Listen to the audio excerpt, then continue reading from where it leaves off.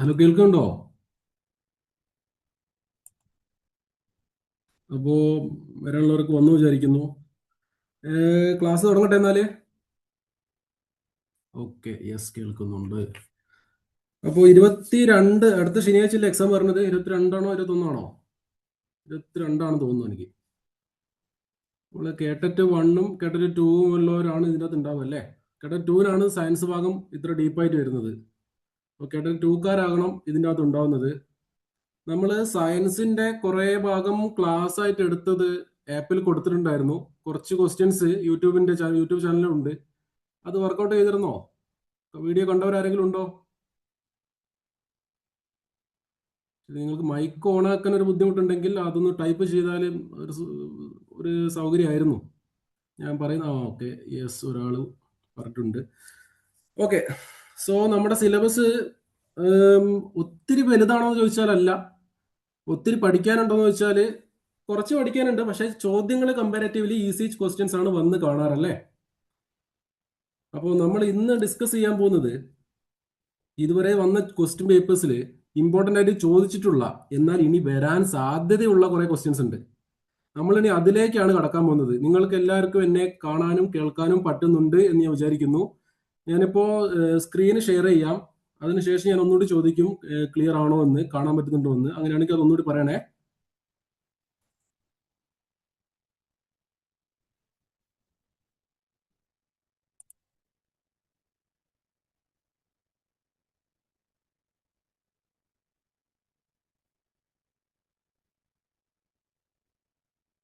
കാണുന്നുണ്ടോ? കാണുന്നുണ്ടെങ്കിൽ ഒന്ന് ഓക്കെ, കാണുന്നുണ്ടോ? ഓക്കെ അല്ലേ, വെരി ഗുഡ്. സോ നമ്മൾ ഇന്നൊരു റിവിഷൻ ക്ലാസ് പോലെയാണ് ക്ലാസ് എടുക്കാൻ കണ്ടത്. റിവിഷൻ ആണ് കേട്ടറ്റിന്റെ സയൻസ് ഭാഗം, കേട്ടറ്റ് കാറ്റഗറി 2. സയൻസ് വിഷയം എന്ന് വെച്ചാൽ നിങ്ങൾക്ക് മാർക്ക് ഈസിലി കുറച്ച് മാർക്ക് കിട്ടുന്ന ഒരു ഭാഗമാണ്. എല്ലാ ക്വസ്റ്റ്യൻസും നമ്മൾ എഴുതി എഴുതി എന്താക്കണം, എല്ലാ ക്വസ്റ്റ്യൻസും 30 ചോദ്യം ഉണ്ടെങ്കിൽ 30-30 നമ്മൾ എഴുതിയെടുക്കണം എന്ന് പറയുന്നില്ല. നമുക്ക് ഈസി ആയിട്ട് കിട്ടാവുന്ന ചോദ്യങ്ങൾ നമ്മൾ ആദ്യം എന്ത് ചെയ്യുക, ടിക്ക് ചെയ്ത് പോവുക. എന്നിട്ട് നമുക്ക് ഡൗട്ട് ഉള്ള ക്വസ്റ്റ്യൻസ് മാറ്റി വെക്കുക, ഒരു റൗണ്ട് കഴിഞ്ഞിട്ട് വരിക. അതിനുശേഷം കിട്ടാതെ ഉണ്ടെങ്കിൽ ബാക്കി ലെക്കിന് കൊടുത്തേക്കുക. അതാണ് നമ്മുടെ plan of action. Okay, so ഞാൻ അധികം ഇത് പറഞ്ഞുകൊടുക്കുന്നില്ല. ഞാൻ നേരെ ഫസ്റ്റ് ക്വസ്റ്റിനിലേക്ക് കടക്കുകയാണ്. ഇത് ക്ലിയർ ആണോ? ക്ലിയർ അല്ലെങ്കിൽ ഞാനൊന്ന് വായിക്കാം.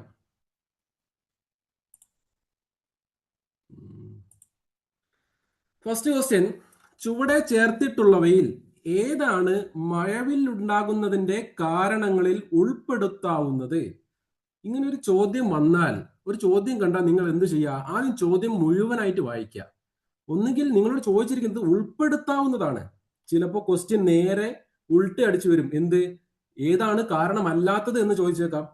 സോ ഇവിടെ ചോദിച്ചിരിക്കുന്നത് ഏതാണ് നിങ്ങളുടെ ക്വസ്റ്റ്യൻ, ഏതാണ് ഇതെന്നാണ് നമ്മളോട് ചോദിച്ചിരിക്കുന്നത് അല്ലേ?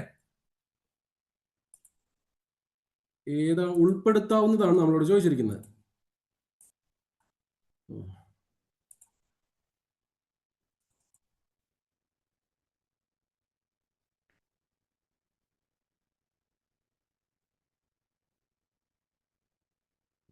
one second.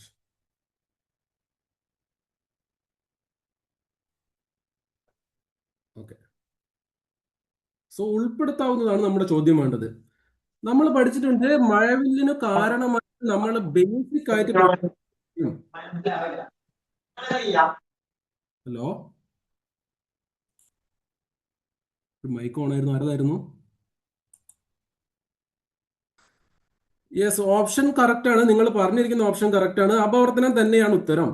പക്ഷേ നമ്മൾ പഠിച്ചിട്ടുണ്ട് മഴവില്ലിന് ബേസിക് ആയിട്ടുള്ള കാരണം അപവർത്തനത്തിനേക്കാൾ മുന്നേ നമ്മൾ പഠിച്ചിട്ടുള്ളത് പ്രകീർണനം എന്ന് പറയുന്ന ഒരു ടോപ്പിക് ആയിരുന്നു. ക്ലിയർ ആണോ? മഴവില്ലിന്റെ ബേസിക് ആയിട്ടുള്ള കാരണം എന്താണെന്ന് ചോദിച്ചാൽ അത് എന്തായിരുന്നു നമ്മൾ ബേസിക് ആയിട്ട് പഠിച്ചിരിക്കുന്നത്? മഴവില്ലിന് ബേസിക് ആയിട്ടുള്ള കാരണം പ്രകീർണനമാണ്. പക്ഷെ നമ്മളുടെ 4 ഓപ്ഷൻസിലും ഈ പറഞ്ഞ പ്രകീർണനം എന്ന് പറഞ്ഞ ഒരു ഉത്തരമില്ല. പിന്നെ എന്താ കൊടുത്തിരിക്കുന്നത്? അപവർത്തനവും വ്യാപന പ്രതിഫലനവും പിന്നെ വിഭങ്കനവും വ്യതികരണവും. സോ പ്രകീർണനമില്ല എന്ന സ്ഥിതിക്ക് ക്വസ്റ്റ്യൻ തെറ്റാണോ? തെറ്റാകുന്നില്ല. പകരം അവിടെ അപവർത്തനം എന്നൊരു കാര്യം കൊടുത്തത് കണ്ടോ? നമ്മൾ കഴിഞ്ഞ ക്ലാസ്സിൽ, എനിക്ക് തോന്നുന്നു ലാസ്റ്റ് എടുത്ത ക്ലാസ്സിൽ നമ്മൾ പറഞ്ഞിട്ടുണ്ട്, മഴവില്ലിന് കാരണം പ്രകീർണനം ഇല്ല എങ്കിൽ അപവർത്തനം പ്ലസ് പൂർണ്ണാനന്തര അല്ലെങ്കിൽ ടോട്ടൽ ഇന്റേണൽ റിഫ്ലക്ഷൻ, പൂർണ്ണാനന്തര പ്രതിഫലനം എന്ന് നമുക്ക് പറയാമെന്ന് ഞാൻ കഴിഞ്ഞ ക്ലാസ്സിൽ പറഞ്ഞിരുന്നു. അത് ഓർമ്മയുണ്ടോ? ഇതാ, മഴവിൽ ഉണ്ടാകാനും കാരണമാകുന്ന പ്രധാന പ്രതിഭാസം പ്രകീർണനമാണ്. എന്താണ്? പ്രകീർണനമാണ്. ഉണ്ടാകുന്നതിനുള്ള മറ്റു പ്രതിഭാസങ്ങൾ ചോദിച്ചാൽ അതിന് ഉത്തരമാണ് അപവർത്തനവും പൂർണ്ണാന്തര പ്രതിഫലനവും. എന്താണ് അപവർത്തനത്തിന്റെ ഇംഗ്ലീഷ് പറഞ്ഞിരുന്നത്? റിഫ്രാക്ഷൻ ആൻഡ് പൂർണ്ണാന്തര പ്രതിഫലനമാണെങ്കിൽ ടോട്ടൽ ഇന്റേണൽ റിഫ്ലക്ഷൻ. ക്ലിയർ ആണോ? അങ്ങനെയാണെങ്കിൽ നമുക്ക് ഇവിടെ നിർത്തിയാൽ പോരാ, നമുക്ക് ഈ പേര് മാത്രം നിർത്തിയാൽ പോരാ. നമുക്ക് ഓപ്ഷനിൽ എന്തെല്ലാം തന്നിട്ടുണ്ട്? അപവർത്തനം തന്നിട്ടുണ്ട്, വിഭങ്കനം തന്നിട്ടുണ്ട്, വ്യതികരണം തന്നിട്ടുണ്ട്. അങ്ങനെ നാല് ഓപ്ഷൻസ് തന്നത്. ഇതെല്ലാം എന്താണ്? ഇതെല്ലാം പ്രകാശം എക്സിബിറ്റ് ചെയ്യുന്ന, പ്രകാശം പ്രകടിപ്പിക്കുന്ന കുറച്ച് സവിശേഷമായ, അതിന്റെ പ്രകാശത്തിന്റെ കുറച്ച് സവിശേഷതകളാണ്. അപ്പൊ ഇത് ഓരോന്നും എന്താണ് എന്നൊരു ബേസിക് ഐഡിയ നമ്മൾ ഉണ്ടാക്കി വെച്ച് പോയാൽ നമ്മൾ അതിന്റെ ആഴത്തിലേക്ക് ഇറങ്ങേണ്ട ആവശ്യമില്ല. ഇത് എന്താണ്, ഇത് എവിടെ കാണപ്പെടുന്നു എന്നൊരു ഐഡിയ മാത്രം നമ്മൾ ഉണ്ടാക്കി വെച്ചാൽ നമുക്കത് നാളെ നമുക്ക് നടക്കാൻ പോകുന്ന എക്സാമിന് എന്താകും? അത് യൂസ്ഫുൾ ആയിട്ട് വരും. സോ പ്രകീർണനം എന്ന് വെച്ചാൽ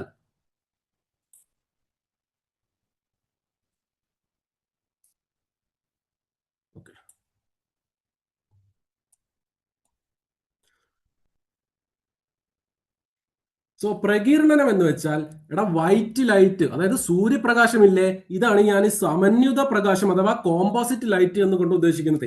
ഈ വൈറ്റ് ലൈറ്റ് എന്തായി ചെയ്യുന്നുണ്ട്? അതിന്റെ ഘടകവർണ്ണങ്ങളായിട്ട്, അതായത് വിബ്ജിയോർ എന്ന് നമ്മൾ കേട്ടിട്ടില്ലേ?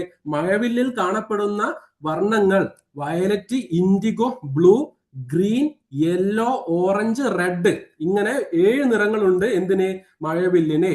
സോ ഇത് എങ്ങനെയാണ് ഈ പറഞ്ഞ നമ്മുടെ സൂര്യപ്രകാശം, അതായത് കോമ്പോസിറ്റ് ലൈറ്റ് അല്ലെങ്കിൽ സമന്വിത പ്രകാശം, അതിന്റെ ഈ പറഞ്ഞ 7 ഘടകങ്ങളായിട്ട് 7 ഘടകവർണ്ണങ്ങളായിട്ട് പിരിയുന്ന ഈ ഒരു പ്രതിഭാസമാണ് എന്ത്?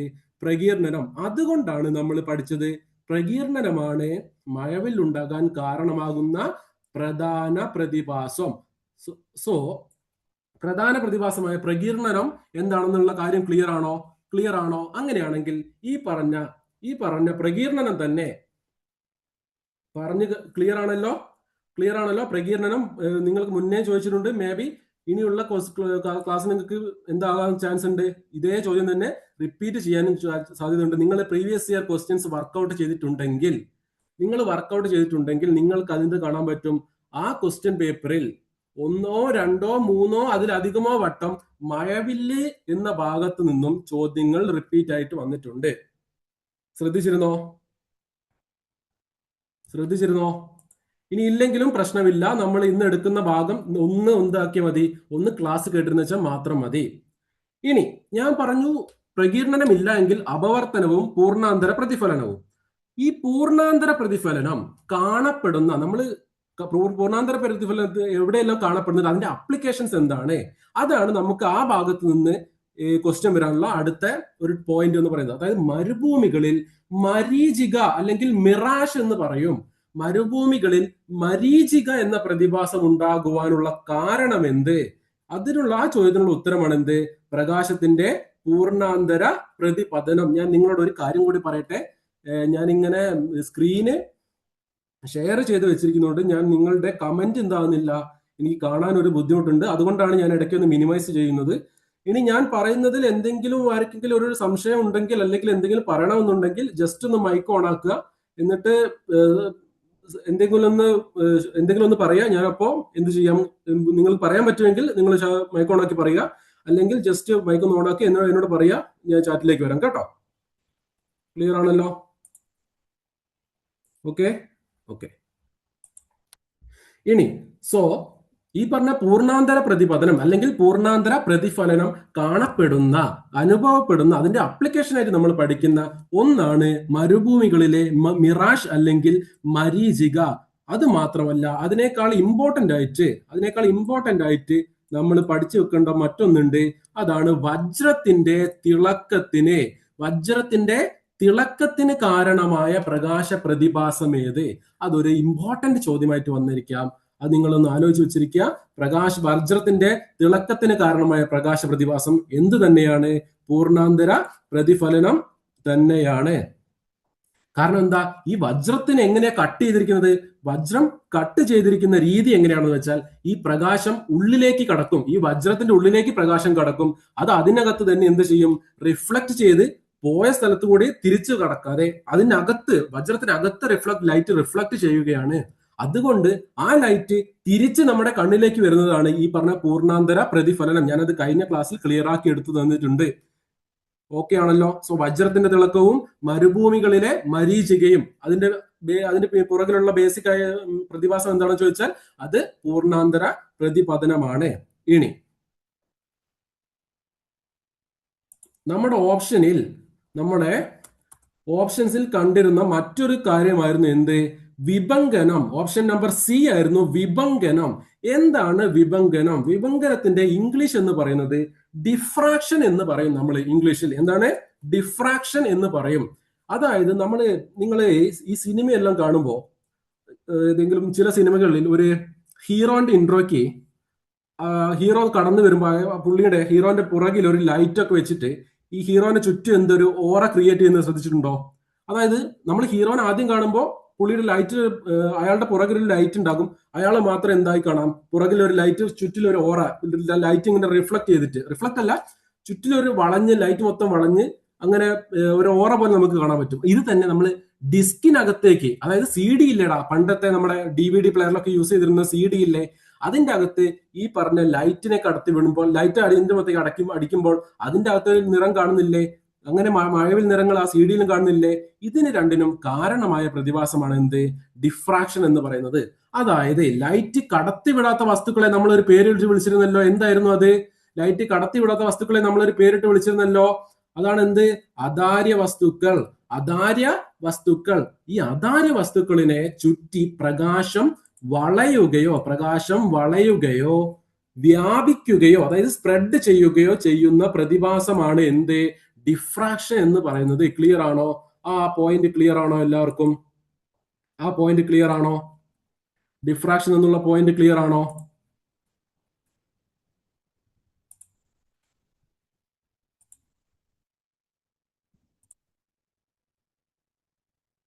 ഡിഫ്രാക്ഷൻ ഓക്കെ ആണോ? ഇനി പറയണോ diffraction? Okay, very good. So നിങ്ങൾക്ക് ക്വസ്റ്റ്യൻ പേപ്പറിൽ കാണാൻ സാധ്യതയുള്ള ഒരു ചോദ്യം, സി ഡിയിൽ കാണുന്ന മഴവിൽ നിറങ്ങൾക്ക് കാരണം എന്താണ്? സി ഡിയിൽ കാണുന്ന മഴവിൽ നിറങ്ങൾക്ക് കാരണമായ പ്രതിഭാസം ഏത്? ഡിഫ്രാക്ഷൻ അല്ലെങ്കിൽ വിഭങ്കനം. എന്താണ്? വിഭങ്കനം എന്ന് ആലോചിച്ച് വെച്ചിരിക്കുക. ഇനി നമ്മൾ കണ്ടിരുന്ന നാലാമത്തെ ഓപ്ഷൻ ആയിരുന്നു എന്ത്? വ്യതികരണം. എന്താണ്? വ്യതികരണം എന്ന് വെച്ചാൽ ഇന്റർഫെറൻസ് എന്ന് പറയും. എന്താണ്? ഇന്റർഫെറൻസ് എന്ന് പറയും. പ്രകാശത്തിന്റെ മറ്റൊരു ഇമ്പോർട്ടന്റ് പ്രതിഭാസമാണ് എന്ത് മക്കളെ? മക്കളെ എന്ന് വിളിക്കുന്നത് പ്രശ്നമില്ലാതെ തോന്നുന്നു.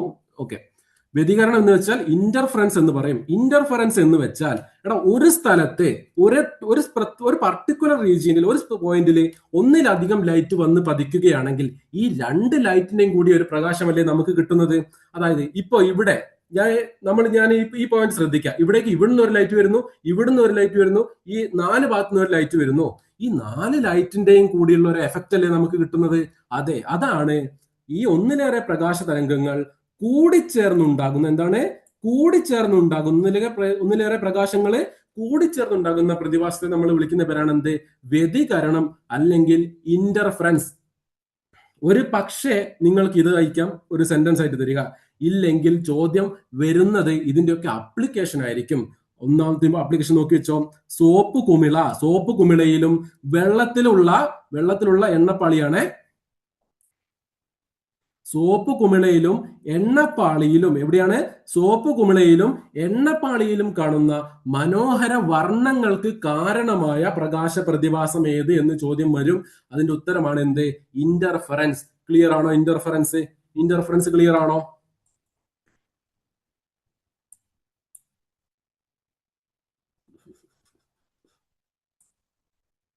ഇന്റർഫറൻസ് ഓക്കെ ആണോ? വ്യതികരണം ഓക്കെ ആണോ? വ്യതികരണം വെച്ചാൽ ഒന്നും എന്താണെന്ന് കൂടി മനസ്സിലായി? പറയോ അത്? ആ, അതായത് ഒന്നിലേറെ, അത് നമ്മളിപ്പോ ഒരു സ്ഥലത്ത് നിൽക്കുക, ഒരു ലൈറ്റ് വരും, ഒരു കളർ ലൈറ്റ് ഒരു സ്ഥലത്ത് നിന്ന് വരുന്നുണ്ട്, മനസ്സിലായോ? ഒരു ചുവപ്പ് ലൈറ്റും വരുന്നുണ്ട്, ഒരു പച്ച ലൈറ്റും വരുന്നുണ്ട്. നമ്മൾ ഒരു പോയിന്റിൽ, അതായത് ഈ ഒരു പെന്നിന്റെ മുകളിൽ എന്ത് വരുന്നുണ്ട്? മുകളിൽ നിന്നുള്ള ലൈറ്റ് വരുന്നുണ്ട്. ഇപ്പൊ രാവിലെ ആണെങ്കിൽ സൂര്യപ്രകാശം വരുന്നുണ്ട്, പിന്നെ ഞാനൊരു ലൈറ്റ് ഇട്ടിട്ടുണ്ടെങ്കിൽ ആ ലൈറ്റ് കൂടി വരുന്നുണ്ട്. ക്ലിയർ ആണോ? ക്ലിയർ ആണോ? അതായത് ഒന്നിലേറെ പ്രകാശ തരംഗങ്ങൾ വരികയാണ്. പ്രകാശ തരംഗങ്ങൾ, മനസ്സ് ക്ലിയർ ആണോ? ഒരു പ്രകാശ തരംഗം ഇവിടുന്ന് വരുന്നു, ഒരു പ്രകാശ തരംഗം മറ്റൊരു സ്ഥലത്ത് നിന്ന് വരുന്നു. ഇവ രണ്ടും കൂടി കൂടിച്ചേരുകയാണ്. അങ്ങനെയല്ല നമ്മൾ കാണുന്നത്.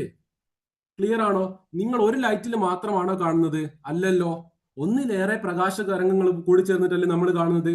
ഇങ്ങനെ ഒരേ സ്ഥലത്ത് എത്തുന്ന ഒന്നിലേറെ പ്രകാശ തരംഗങ്ങൾ കൂടിച്ചേർന്നുണ്ടാകുന്ന പ്രതിഭാസമാണ് എന്ത്? വ്യതികരണം അല്ലെങ്കിൽ ഇന്റർഫറൻസ് എന്ന് പറയുന്നത്. അതിന്റെ ഏറ്റവും ചോദ്യം വരുന്ന ഭാഗം ഇതായിരിക്കും. സോപ്പ് കുമിളയിലും എണ്ണപ്പാളിയില്ലേ?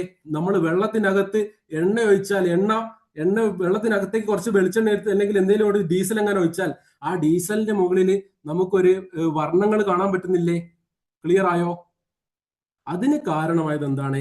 ഇന്റർഫറൻസ് ആണ് എന്നുള്ള കാര്യമാണ് പറഞ്ഞത്. ഓക്കെ ആണല്ലോ? ഓക്കെ ആണ്. ഓക്കെ.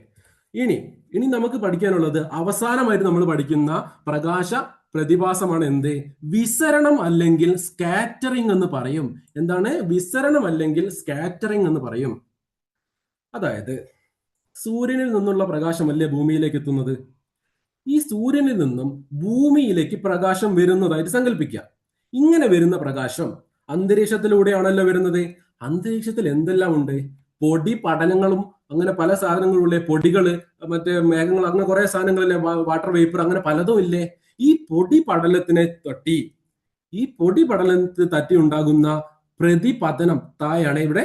ഈ പൊടി പടലത്തിനെ തട്ടി ഈ പ്രകാശ രശ്മികൾക്കുണ്ടാകുന്ന ക്രമരഹിതവും ഭാഗികവുമായ പ്രതിപതനമാണ് വിസരണം അല്ലെങ്കിൽ സ്കാറ്ററിംഗ്. സ്കാറ്ററിംഗ് എന്ന് വെച്ചാൽ എന്താണ്?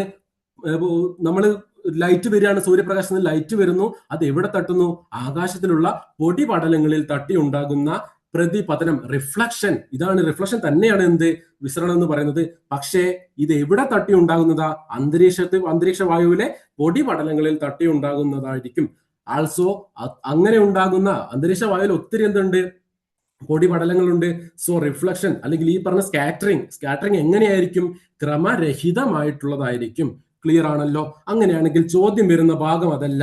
ചോദ്യം വരുന്നത് ഈ പോയിന്റ് ആണ് നിങ്ങൾക്ക് മെയിൻ ആയിട്ട് ചോദ്യം വരാറ്.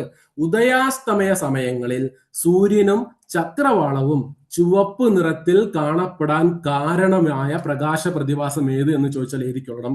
വിസരണമാണ്. കാരണം എന്താണെന്ന് വെച്ചാൽ സൂര്യപ്രകാശത്തിൽ 7 നിറങ്ങളുണ്ട്. Violet, indigo, blue, green, yellow, orange, red എന്ന് ഞാൻ പറഞ്ഞില്ലേ? വിബ്ജിയോർ. ഈ വിബ്ജിയോറിൽ ഈ 7 നിറങ്ങൾ കൂടി വരുമ്പോൾ ഏറ്റവും കൂടുതൽ ഏറ്റവും കുറവ് വിസരണം നടക്കുന്നത്, ഏറ്റവും കുറവ് സ്കാറ്ററിംഗ് നടക്കുന്നത് ചുവപ്പ് നിറത്തിനാണ്. അതിന്റെ അർത്ഥം ഈ വരുന്ന ലൈറ്റിൽ നിന്നും, ഈ വിബ്ജിയോറിൽ നിന്നും അധികം സ്കാറ്റർ ചെയ്ത് പോകാതെ നമ്മുടെ കണ്ണിലേക്ക് നേരിട്ടെത്തുന്നത് ചുവപ്പ് നിറമായിരിക്കും. അതുകൊണ്ടാണ് എന്തെന്ന് പറയുന്നത്? അതുകൊണ്ടാണ് നമ്മൾ ഉദയാസ്തമയ സമയങ്ങളിൽ സൂര്യനും ആകാശ ചക്രവാളമില്ലേ, ഇവയെല്ലാം ചുവപ്പ് നിറത്തിൽ കാണാൻ കാരണം. ഇനി ഈ ഒരു പോയിന്റ് കൂടി ഒന്ന് നോക്കി വെച്ചോ.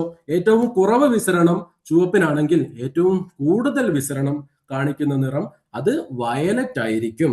സോ ചോദ്യം വരുന്ന ഭാഗമാണ് ഈ പോയിന്റ് ആണ് ഇമ്പോർട്ടന്റ് ആയി ചോദിക്കുക. കാരണം നിങ്ങൾക്ക് ഏത് എന്നല്ല ചോദിച്ചു കാണാറ്, മിക്കവാറും ഈ പറഞ്ഞ പ്രകാശ പ്രതിഭാസങ്ങളുടെ അപ്ലിക്കേഷൻസ് ആണ് ക്വസ്റ്റ്യൻ ആയിട്ട് വരാറ്. മെയിൻ ആയിട്ടും മഴവില്ല് തന്നെയാണ് നിങ്ങൾക്ക് ചോദിക്കാറ്. അതുകൊണ്ടാണ് ഞാൻ ആദ്യമേ ആ ചോദ്യം എടുത്തു പറഞ്ഞിട്ടുള്ളത്. മഴവില്ലിന്റെ കാര്യം മുന്നത്തെ ഒരു ക്ലാസ്സിൽ ഡിസ്കസ് ചെയ്തിട്ടുമുണ്ട്. അങ്ങനെയാണെങ്കിൽ ഞാൻ അടുത്ത ക്വസ്റ്റ്യനിലേക്ക് പോയിക്കോട്ടെ. ഓക്കെ.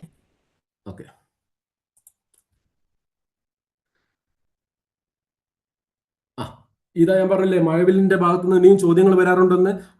നിങ്ങൾക്ക് മുൻകാലഘട്ടങ്ങളിൽ നോക്കിയ ക്വസ്റ്റ്യൻ പേപ്പർ നോക്കിയാൽ അതിൻ്റെ അകത്ത് കാണുന്ന മറ്റൊരു ചോദ്യമാണ് എന്ത്? മഴവില്ലിന്റെ പുറമേയുള്ള നിറം. നിങ്ങൾ മഴവില്ലിനെ 7 നിറത്തിൽ കാണാറില്ലേ വൈകുന്നേര സമയങ്ങളിൽ മഴ പെയ്തിട്ടുണ്ടെങ്കിൽ? മഴവില്ലിന്റെ പുറമേയുള്ള നിറം ഏത്? കമന്റ് ചെയ്യാവോ? ഓപ്ഷൻസ്: ചുവപ്പ്, നീല, വയലറ്റ്, മഞ്ഞ.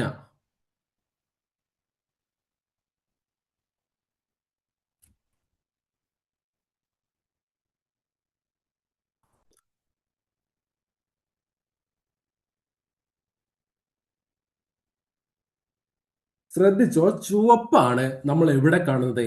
ഏറ്റവും ടോപ്പിൽ നമ്മൾ കാണുന്നത് എന്താണ്? ചുവപ്പ് നിറമായിരിക്കും. Violet, C. നമ്മൾ ഇങ്ങനെയല്ലേ കാണുക?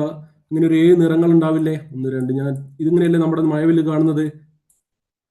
ഇതാണ്, ശ്രദ്ധിച്ച മഴവില്ലേ? ഇതായിരിക്കും എന്ത് കളറ്? Red colour. ആൻഡ് അടിയിലുള്ളത്, ഏറ്റവും മഴവില്ലിന് താഴെയായി കാണുന്ന നിറം ഏതായിരിക്കും? വയലറ്റ് ആയിരിക്കും. സോ വയലറ്റ് വരും, ഇൻഡിഗോ വരും, blue, green, yellow, orange and finally ഏറ്റവും മുകളിൽ നമ്മൾ കാണുന്നത്, മഴവില്ലിൽ ഏറ്റവും മുകളിലായി കാണപ്പെടുന്ന ഘടകവർണം ചുവപ്പാണ്. ഏറ്റവും താഴെയായി നമ്മൾ കാണപ്പെടുന്ന ഘടകവർണം വയലറ്റ് ആണ്. ഇതൊരു എക്സ്ട്രാ പോയിന്റ് ആയിട്ട് മാത്രം ആലോചിച്ച് വെച്ചാൽ മതി. കാരണം അത്ര നമുക്ക് ഇമ്പോർട്ടന്റ് ആണോ എന്ന് ചോദിച്ചാൽ അല്ല, പക്ഷെ വന്നാൽ നിങ്ങൾ എഴുതിക്കൊള്ളുക. ചുവപ്പ് കാണപ്പെടുന്ന ഒരു കോണളവുണ്ട്, അത് 42.8. വയലറ്റ് കാണപ്പെടുന്ന കോണളവ് 40.8 ഡിഗ്രി. സോ നിങ്ങളുടെ ഇമ്പോർട്ടന്റ് ക്വസ്റ്റ്യൻ ഇതായിരുന്നു. ഇത് പ്രീവിയസ് ഇയർ ക്വസ്റ്റ്യൻ ആണ്. ഇതും കൂടി ഒന്ന് നോക്കി വെച്ചുകൊള്ളുക. സോ കോണളവ് ക്ലിയർ ആണല്ലോ. മഴവില്ലിൽ ചുവപ്പ് കാണപ്പെടുന്ന കോണളവ് 42.8 ഡിഗ്രിയും വയലറ്റ് കാണപ്പെടുന്ന കോണളവ് 40.8 ഡിഗ്രിയുമാണ്. ഞാൻ അടുത്ത ക്വസ്റ്റ്യനിലേക്ക് കടന്നോട്ടെ. ഈ ഡിഗ്രികള് ഇമ്പോർട്ടന്റ് ആണോ? ഡിഗ്രികൾ ഇമ്പോർട്ടന്റ് അല്ല, പക്ഷെ നിങ്ങൾ ഒന്ന് എങ്ങാനും കേസ് വന്നാൽ ജസ്റ്റ് ഒന്ന് ആലോചിച്ച് വെച്ചാൽ മതി. കാരണം ഇതൊരു PSC ക്വസ്റ്റ്യൻസിലാണ് നമ്മൾ സാധാരണ കാണാറ്. നമ്മൾ ഇതിങ്ങനെ ഒരു ക്വസ്റ്റ്യൻ നമ്മൾ ഇതുവരെ കണ്ടിട്ടില്ല. നമ്മൾ ഇമ്പോർട്ടന്റ് ആയിട്ടുള്ളത് ഏത് മുകളിലുള്ള വർണ്ണം ഏത്, അടിയിലുള്ള വർണ്ണമാണ് നമ്മൾ ഇമ്പോർട്ടന്റ് ആയിട്ട് കാണാറ്. Okay, clear? അടുത്തേക്ക് കടന്നോട്ടെ. ഓക്കെ, ഞാൻ കിടക്കുവാണേ. എന്തെങ്കിലും ഉണ്ടെങ്കിൽ പറയാം. നമ്മൾ പറഞ്ഞ കാര്യമാണ് ദൃശ്യപ്രകാശത്തിൽ അടങ്ങിയിരിക്കുന്ന വർണ്ണങ്ങൾ വയലറ്റ്, ഇൻഡിഗോ, ഗ്രീൻ. ഇത് കൂടി ഒന്ന് ആലോചിച്ചോ. നമ്മൾ പ്രാഥമിക വർണ്ണം എന്ന് പറയാറില്ലേ, പ്രൈമറി കളേഴ്സ് എന്ന് പറയുന്നില്ലേ? അത് 3 എണ്ണമാണ്: പച്ച, നീല, ചുവപ്പ്. ഏതാണ് പ്രാഥമിക വർണ്ണങ്ങളായിട്ട് നമ്മൾ പറയുന്നത്? പച്ച, നീല, ചുവപ്പ്. ഞാനൊരു കോഡ് കൂടി പറഞ്ഞു വരാം. പനിച്ചു എന്ന് ആലോചിച്ച് വെച്ചാൽ മതി. പച്ചയുടെ പ, നീലയുടെ നീ, ചുവപ്പിന്റെ ചു.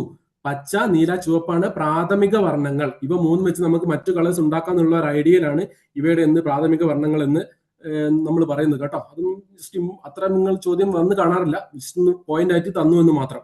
പിന്നെ ഈ പറഞ്ഞ വിബ്ജിയോർ ഞാൻ പറഞ്ഞല്ലോ. നമ്മൾ ഈ വിബ്ജിയോർ കാണപ്പെടുന്ന ഈ ഓരോ നിറത്തിനും എന്തുണ്ട്? ഒരു പർട്ടിക്കുലർ വേവ് ലെങ്ത്തും ഉണ്ട്, പർട്ടിക്കുലർ ആവൃത്തിയും ഉണ്ട്. ആവർത്തിയല്ല, ആവൃത്തിയാണ്. ഇതാണ് കറക്റ്റ് കേട്ടോ. സോ ഓരോ കളറിനും ഓരോ നിറത്തിനും എന്തുണ്ട്? ഒരു പർട്ടിക്കുലർ വേവ് ലെങ്ത്തും പർട്ടിക്കുലർ ആവൃത്തിയും ഉണ്ട്. സോ വിബ്ജിയോറിന്റെ ഈ പറഞ്ഞ വേവ് ലെങ്ത്തിന് ഒരു റേഞ്ച് ഉണ്ട്. അത് 400 മുതൽ 700 വരെയാണ് നിങ്ങൾ പഠിച്ചു വെക്കേണ്ട പോയിന്റ്. തരംഗ ദൈർഘ്യം കുറഞ്ഞത് ഏതിനാണ്? തരംഗ ദൈർഘ്യം, വേവ് ലെങ്ത് കുറഞ്ഞ വിബ്ജിയോറിലുള്ള നിറം ഏത് എന്ന് ചോദിച്ചാൽ വയലറ്റ്. തരംഗ ദൈർഘ്യം കൂടിയ വിബ്ജിയോറിലുള്ള നിറം ഏത്, ഘടകവർണ്ണം ഏതെന്ന് വെച്ചാൽ അത് ചുവപ്പ് എന്ന് മാത്രം ആലോചിച്ച് വെച്ചാൽ മതി. സോ കുറവ് ഏതിനാണ്? വയലറ്റിനാണ്. അറൌണ്ട് 400 നാനോമീറ്ററിന്റെ അടുത്താണ് വരുന്നത്. വാല്യൂ ഇമ്പോർട്ടന്റ് അല്ല. തരംഗ ദൈർഘ്യം കൂടുതലുള്ളത് ഏതിനാണ്? ഏത് ഘടകവർണ്ണത്തിനാണ്? ചുവപ്പിനാണ്. വാല്യൂ അറൌണ്ട് 700ന്റെ അടുത്തും 750ന്റെ അടുത്താണ് വരിക. നാനോമീറ്ററിലാണ്. അതും നിങ്ങൾക്ക് ഇമ്പോർട്ടന്റ്. നിങ്ങൾക്ക് ഈ 2 പോയിന്റ് മാത്രം മതി. ക്ലിയർ ആണല്ലോ. ഇനി ഈ പോയിന്റ് കൂടി ചുമ്മാ ഒന്ന് വായിച്ചു വെച്ചോ. എല്ലാ നിറങ്ങളെയും പ്രതിഫലിപ്പിക്കുന്ന നിറം വെള്ളയും എല്ലാ നിറങ്ങളെയും ആഗിരണം ചെയ്യുന്ന നിറം കറുപ്പുമാണ്. പിന്നെ ഞാൻ പറഞ്ഞിരുന്നല്ലോ, തരംഗ ദൈർഘ്യം കുറവ് വയലറ്റിനും തരംഗ ദൈർഘ്യം കൂടുതൽ ചുവപ്പിനുമെന്ന് ഞാൻ പറഞ്ഞു. ഒരു കാര്യം നിങ്ങൾ ഇമ്പോർട്ടന്റ് ആയിട്ട് ആലോചിച്ച് വെച്ചിരിക്കണം. തരംഗ ദൈർഘ്യവും ആവൃത്തിയും എന്തായിരിക്കും? എപ്പോഴും ഓപ്പോസിറ്റ് ആയിട്ട് നമ്മൾ കൺസിഡർ ചെയ്യണം. അപ്പൊ ഏത് നിറത്തിനാണോ തരംഗ ദൈർഘ്യം കുറവ്, ആ നിറത്തിനായിരിക്കും ഫ്രീക്വൻസി അഥവാ ആവൃത്തി കൂടുതൽ ആ നിറത്തിനായിരിക്കും. ഏത് നിറത്തിനാണോ വേവ് ലെങ്ത് അല്ലെങ്കിൽ തരംഗ ദൈർഘ്യം കൂടുതൽ, ആ നിറത്തിനായിരിക്കും ഫ്രീക്വൻസി അല്ലെങ്കിൽ ആവൃത്തി കുറഞ്ഞത്. ഈ പോയിന്റ് കൂടി ജസ്റ്റ് ഒന്ന് ആലോചിച്ച് വെച്ചിരിക്കുക. ക്ലിയർ?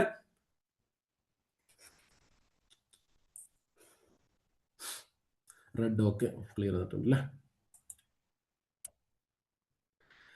ഇനി കെമിസ്ട്രിയുടെ ഭാഗത്ത് നിന്ന് നമുക്ക് എല്ലാവർക്കും അറിയുന്ന പക്ഷെ ക്വസ്റ്റ്യൻസ് വരുന്ന ഒരു ഭാഗമാണ് ഇത്. ഈ പറഞ്ഞ മൂലകങ്ങളുടെ പ്രതീകം. ക്വസ്റ്റ്യൻ വന്നത് എസ് എന്നത് ഏത് മൂലകത്തിന്റെ പ്രതീകമാണ് എന്നാ. ഏതാണ് ഉത്തരം? Options silver, sodium, sulphur, selenium. S എന്നത് ഏത് മൂലകത്തിന്റെ പ്രതീകമാണ്? എസ് എന്നത് ഏത് മൂലകത്തിന്റെ പ്രതീകമാണ്?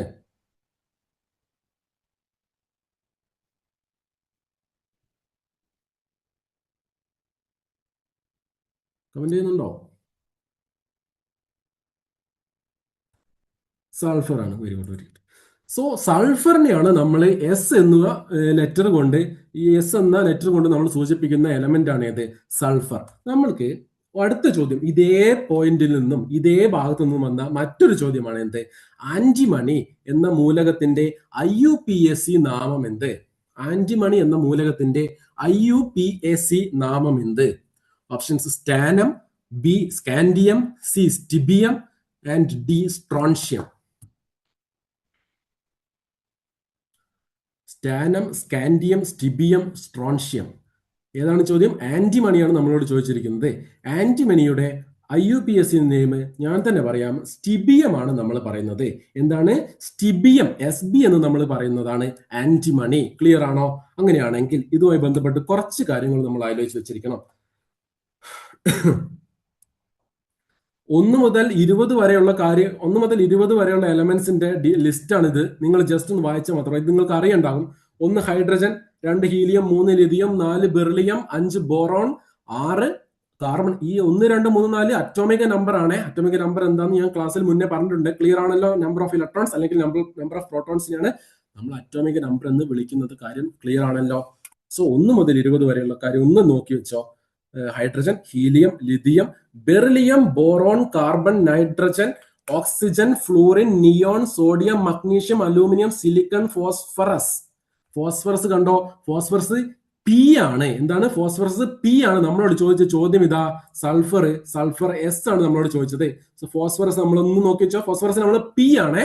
ക്ലോറിൻ Cl, ആർഗൺ 18 ആണ്. സോ പൊട്ടാസ്യം കണ്ടോ? പൊട്ടാസ്യത്തിന് നമ്മൾ കെ ആണ് യൂസ് ചെയ്യുന്നത്. മാറിപ്പോകരുത്.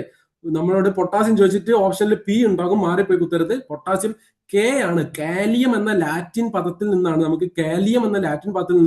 നമ്മൾ പൊട്ടാസ്യത്തിന്റെ പേരെടുത്തിരിക്കുന്നത്. സോ കെ ആണ് പൊട്ടാസ്യത്തിന് നമ്മൾ യൂസ് ചെയ്യുന്ന എലമെന്റിന് യൂസ് ചെയ്യുന്നത്, ആ പ്രതീകമായിട്ട് യൂസ് ചെയ്യുന്നത്. സോ പിന്നെ നമ്മൾ പഠിക്കേണ്ടത് കാൽസ്യമാണ്.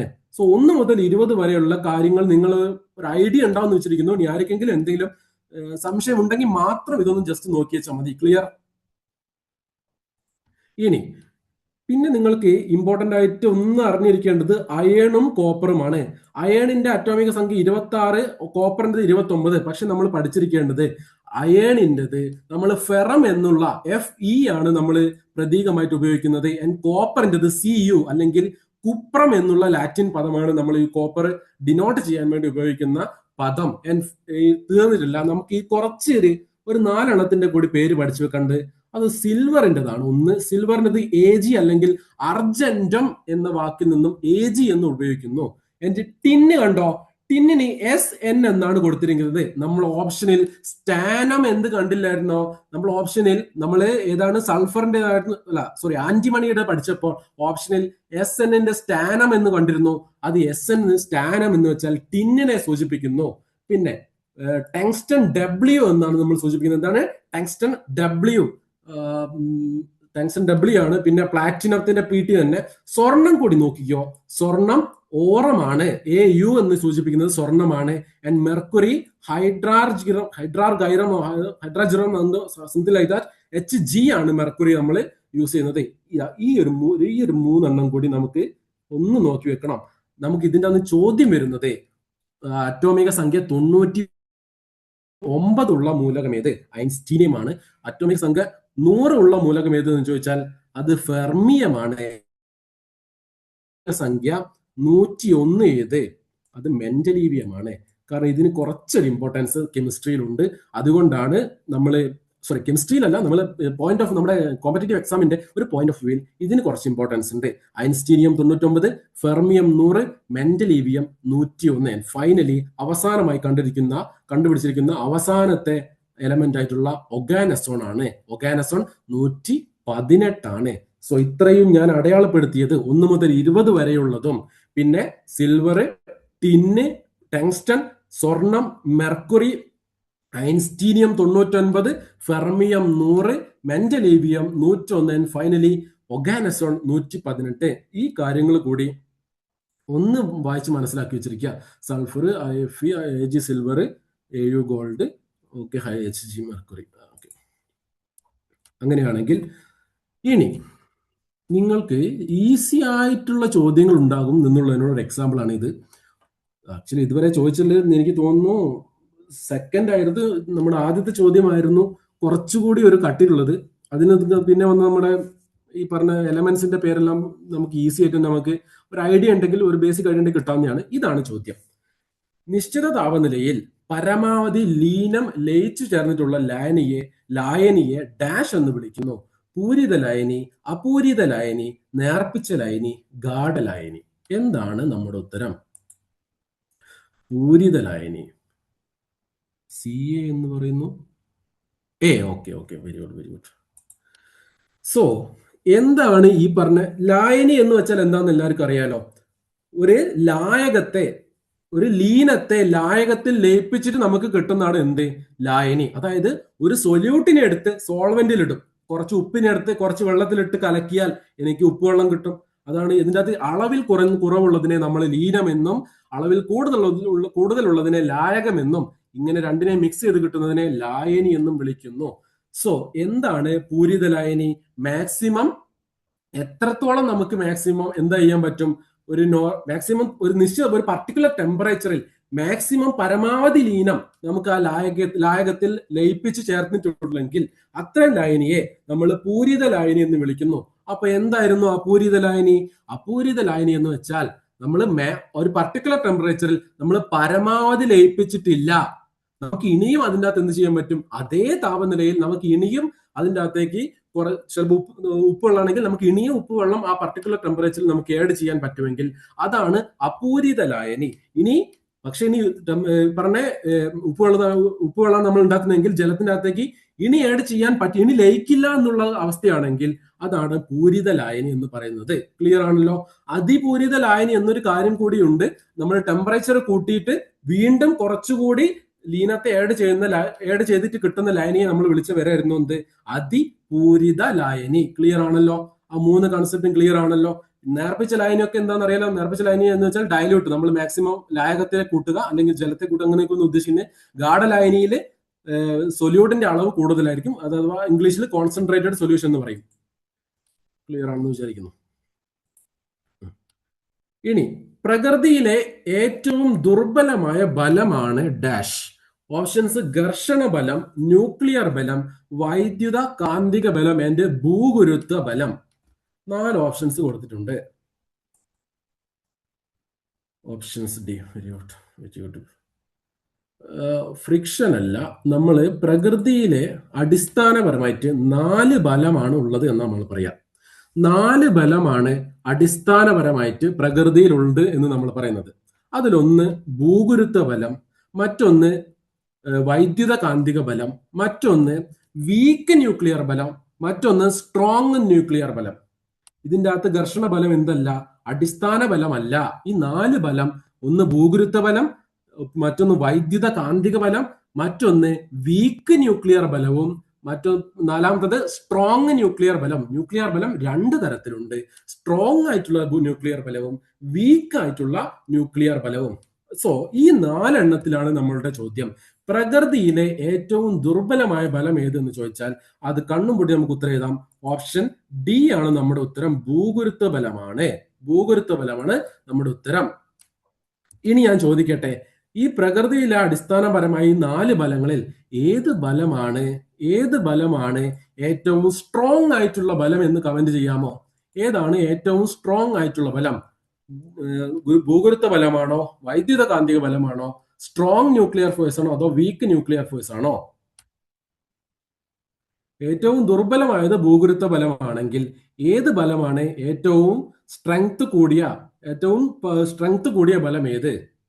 ന്യൂക്ലിയർ ബലമാണ്. അതിൽ ഏത് ന്യൂക്ലിയർ ബലമാണ്? സ്ട്രോങ് ന്യൂക്ലിയർ ബലമാണ്. അങ്ങനെ തന്നെയാണ് നമുക്ക് ഓപ്ഷനിൽ വരിക. സ്ട്രോങ്ങും വീക്കും കണ്ടാൽ നമുക്ക് മനസ്സിലാകും. സോ സ്ട്രോങ് ന്യൂക്ലിയർ ബലമാണ് എന്ത്? ഏറ്റവും സ്ട്രെങ്ത് കൂടിയ ബലമായിട്ട് നമ്മൾ പഠിക്കുന്നത് പ്രകൃതിയിലുള്ളത്.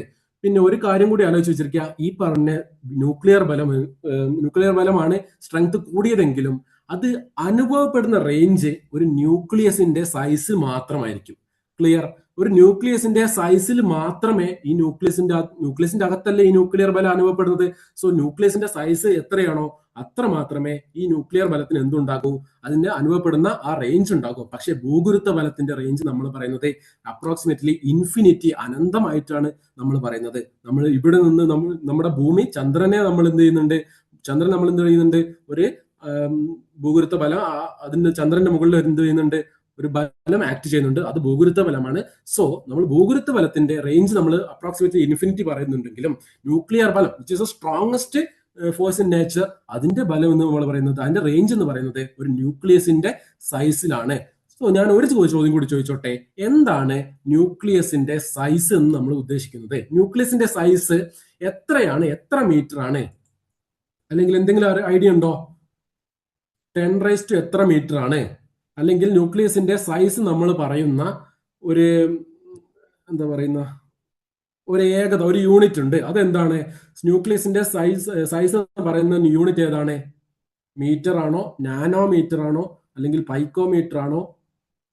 ന്യൂക്ലിയസിന്റെ സൈസ് പറയുന്നത് ഫെംറ്റോമീറ്റർ അല്ലെങ്കിൽ എഫ് എം എന്ന് സൂചിപ്പിക്കും. എന്താണ്? ഫെംറ്റോമീറ്റർ ആണ്. നിങ്ങൾ ചോദ്യം വരാൻ ചാൻസ് കുറവാണ്, എന്നാലൊന്ന് ആലോചിച്ച് വെച്ചോ. ഫെംറ്റോമീറ്റർ ആണ്. ഇത് 10⁻⁻15 മീറ്റർ ആണ്. 10⁻⁻15 മീറ്റർ ആണ്. 1 ഫെംറ്റോമീറ്റർ എന്ന് വെച്ചാൽ 10⁻⁻15 മീറ്റർ ആണ് എന്ന് കൂടി ആലോചിച്ച് വെച്ചിരിക്കുക. സോ ക്ലിയർ ആണെന്ന് വിചാരിക്കുന്നു. ഞാൻ അടുത്തതിലേക്ക് കടക്കുകയാണ്. എന്തെങ്കിലും ഉണ്ടെങ്കിൽ പറയാം കേട്ടോ. ഇനി കടൽ ജലം ശുദ്ധീകരിച്ച് ശുദ്ധജലമാക്കുന്ന പ്രക്രിയ. കടൽ ജലം ശുദ്ധീകരിച്ച് ശുദ്ധജലമാക്കുന്ന പ്രക്രിയയാണ് ഡാഷ്. ഉത്പതനം, ബാഷ്പീകരണം, ആംശിക സ്വേദനം, സ്വേദനം. ചോദ്യം ഇങ്ങനെയൊക്കെ തന്നിട്ടുണ്ടെങ്കിലും നമ്മളോട് ബേസിക് ആയിട്ട് ചോദിച്ചിരിക്കുന്നത്, നമ്മൾ ഉപ്പ് കുറുക്കാൻ പോയില്ലായിരുന്നു ദണ്ഡിയാത്രയിൽ ഗാന്ധിജി. സോ ഉപ്പ് കുറുക്കിയപ്പോൾ അവർ യൂസ് ചെയ്ത ടെക്നിക്ക് ഏത്, അതാണ് നമ്മളോട് ചോദിച്ചിരിക്കുന്നത്. എങ്ങനെയായിരുന്നു ഉപ്പ് കുറുക്കിയിരുന്നത്? വെള്ളം എടുത്ത് ചൂടാക്കിയതല്ലേ? സോ അങ്ങനെ വെള്ളം എടുത്ത് ഈ കടലിലെ ഉപ്പ് ജലത്തിനടുത്ത് ചൂടാക്കുന്നതിന് നമ്മൾ ഒരു ഉത്തരം പേര് പറയല്ലോ. അതിനെ പറയുന്ന പേരാണ് എന്ത്? സ്വേദനം എന്ന് പറയുന്നത്. എന്താണ് സ്വേദനം? ഇത് ഒരു ഹോട്ട് ടോപ്പിക് ആയിട്ട് നിങ്ങൾ വേണമെങ്കിൽ ഒന്ന് പഠിച്ചു വെച്ചോ. നിങ്ങളോട് ചോദിക്കില്ല എന്താണ് സ്വേദനം, എന്താണ് ആംശിക സ്വേദനം എന്നൊന്നും നിങ്ങളോട് ചോദിക്കില്ല. ഇതിന്റെ അപ്ലിക്കേഷൻസേ ചോദിക്കൂ. ക്വസ്റ്റ്യൻസ് ഇതിനകത്ത് തന്നെ ഉണ്ട്, നമുക്ക് പഠിക്കാം. സോ ഞാൻ പറഞ്ഞുതരാം. അതായത് നിങ്ങൾ കടലിലുള്ള വെള്ളം എടുത്തു. കടലിൽ നിന്നുണ്ട് ഉപ്പ് വെള്ളമല്ലേ ഉണ്ടാകും, ഉപ്പുണ്ട് വെള്ളമുണ്ട്. സോ ഇതിനെ നമ്മൾ ചൂടാക്കും. ഇതിൻ്റെ അകത്ത് ഒരു ഘടകം, ഉപ്പുമുണ്ട് വെള്ളവുമുണ്ട്. വെള്ളം എന്താണ്? ബാഷ്പീകരണ ശീലമുള്ളതല്ലേ? വെള്ളം ഇവാപ്പറേറ്റ് ചെയ്ത് പോകുന്ന കൂട്ടത്തിലുള്ളതല്ലേ? സോ ഈ മിശ്രിതത്തിലെ ഉപ്പുവെള്ളം എന്ന് പറയുന്ന മിക്സ്ചറിലെ ഒരു ഘടകം, അതായത് ജലം എന്താണ്? ബാഷ്പീകരണ സ്വഭാവമുള്ളതാണ്. മറ്റുള്ളവ എന്താണ്?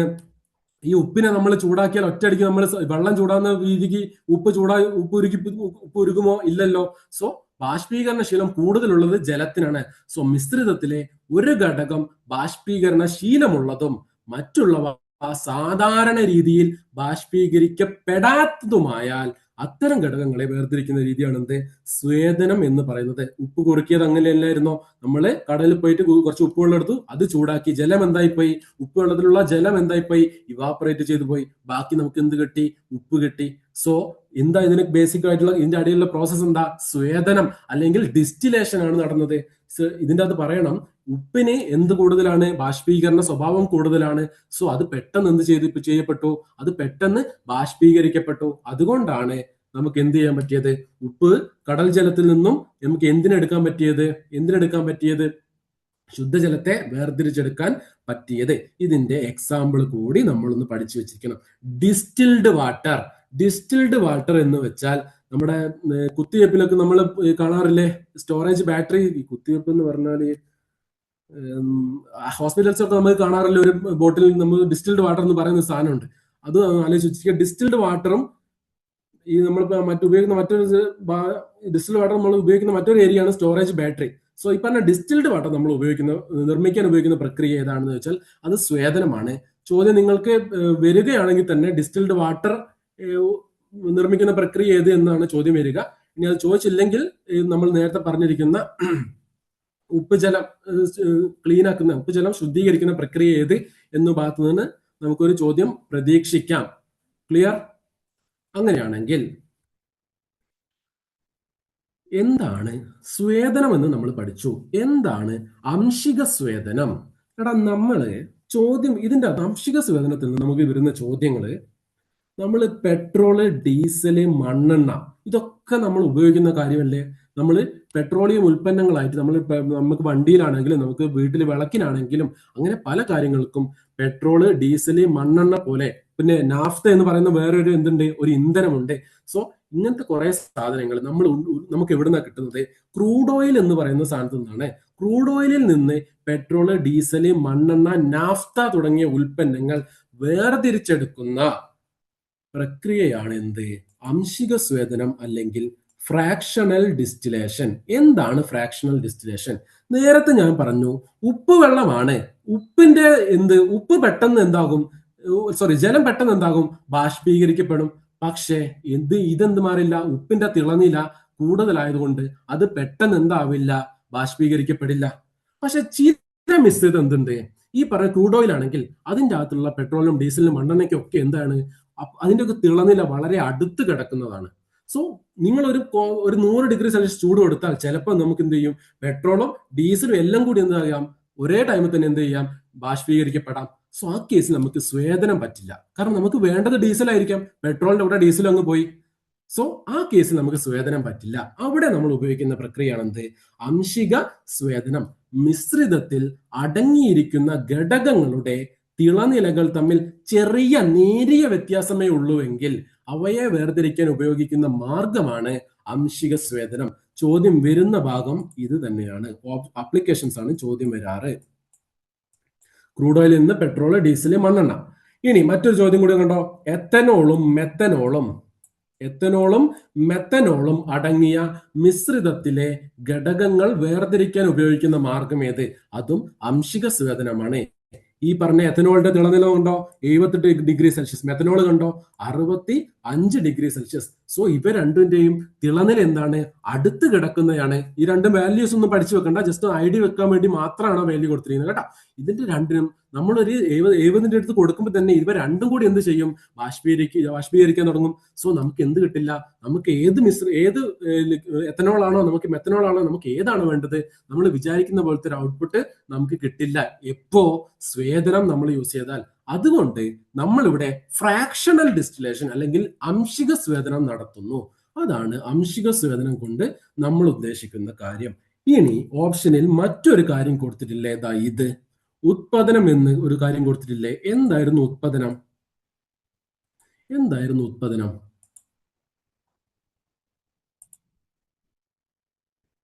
സ്വേദനവും അംശിക സ്വേദനവും എന്നുള്ള കോൺസെപ്റ്റ് ക്ലിയർ ആണോ?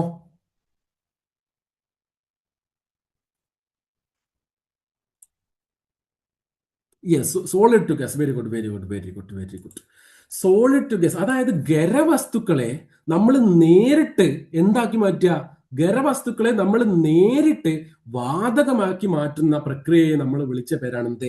ഉത്പാദനം അല്ലെങ്കിൽ സബ്ലിമേഷൻ. എന്താണ് ഉത്പാദനം അല്ലെങ്കിൽ സബ്ലിമേഷൻ?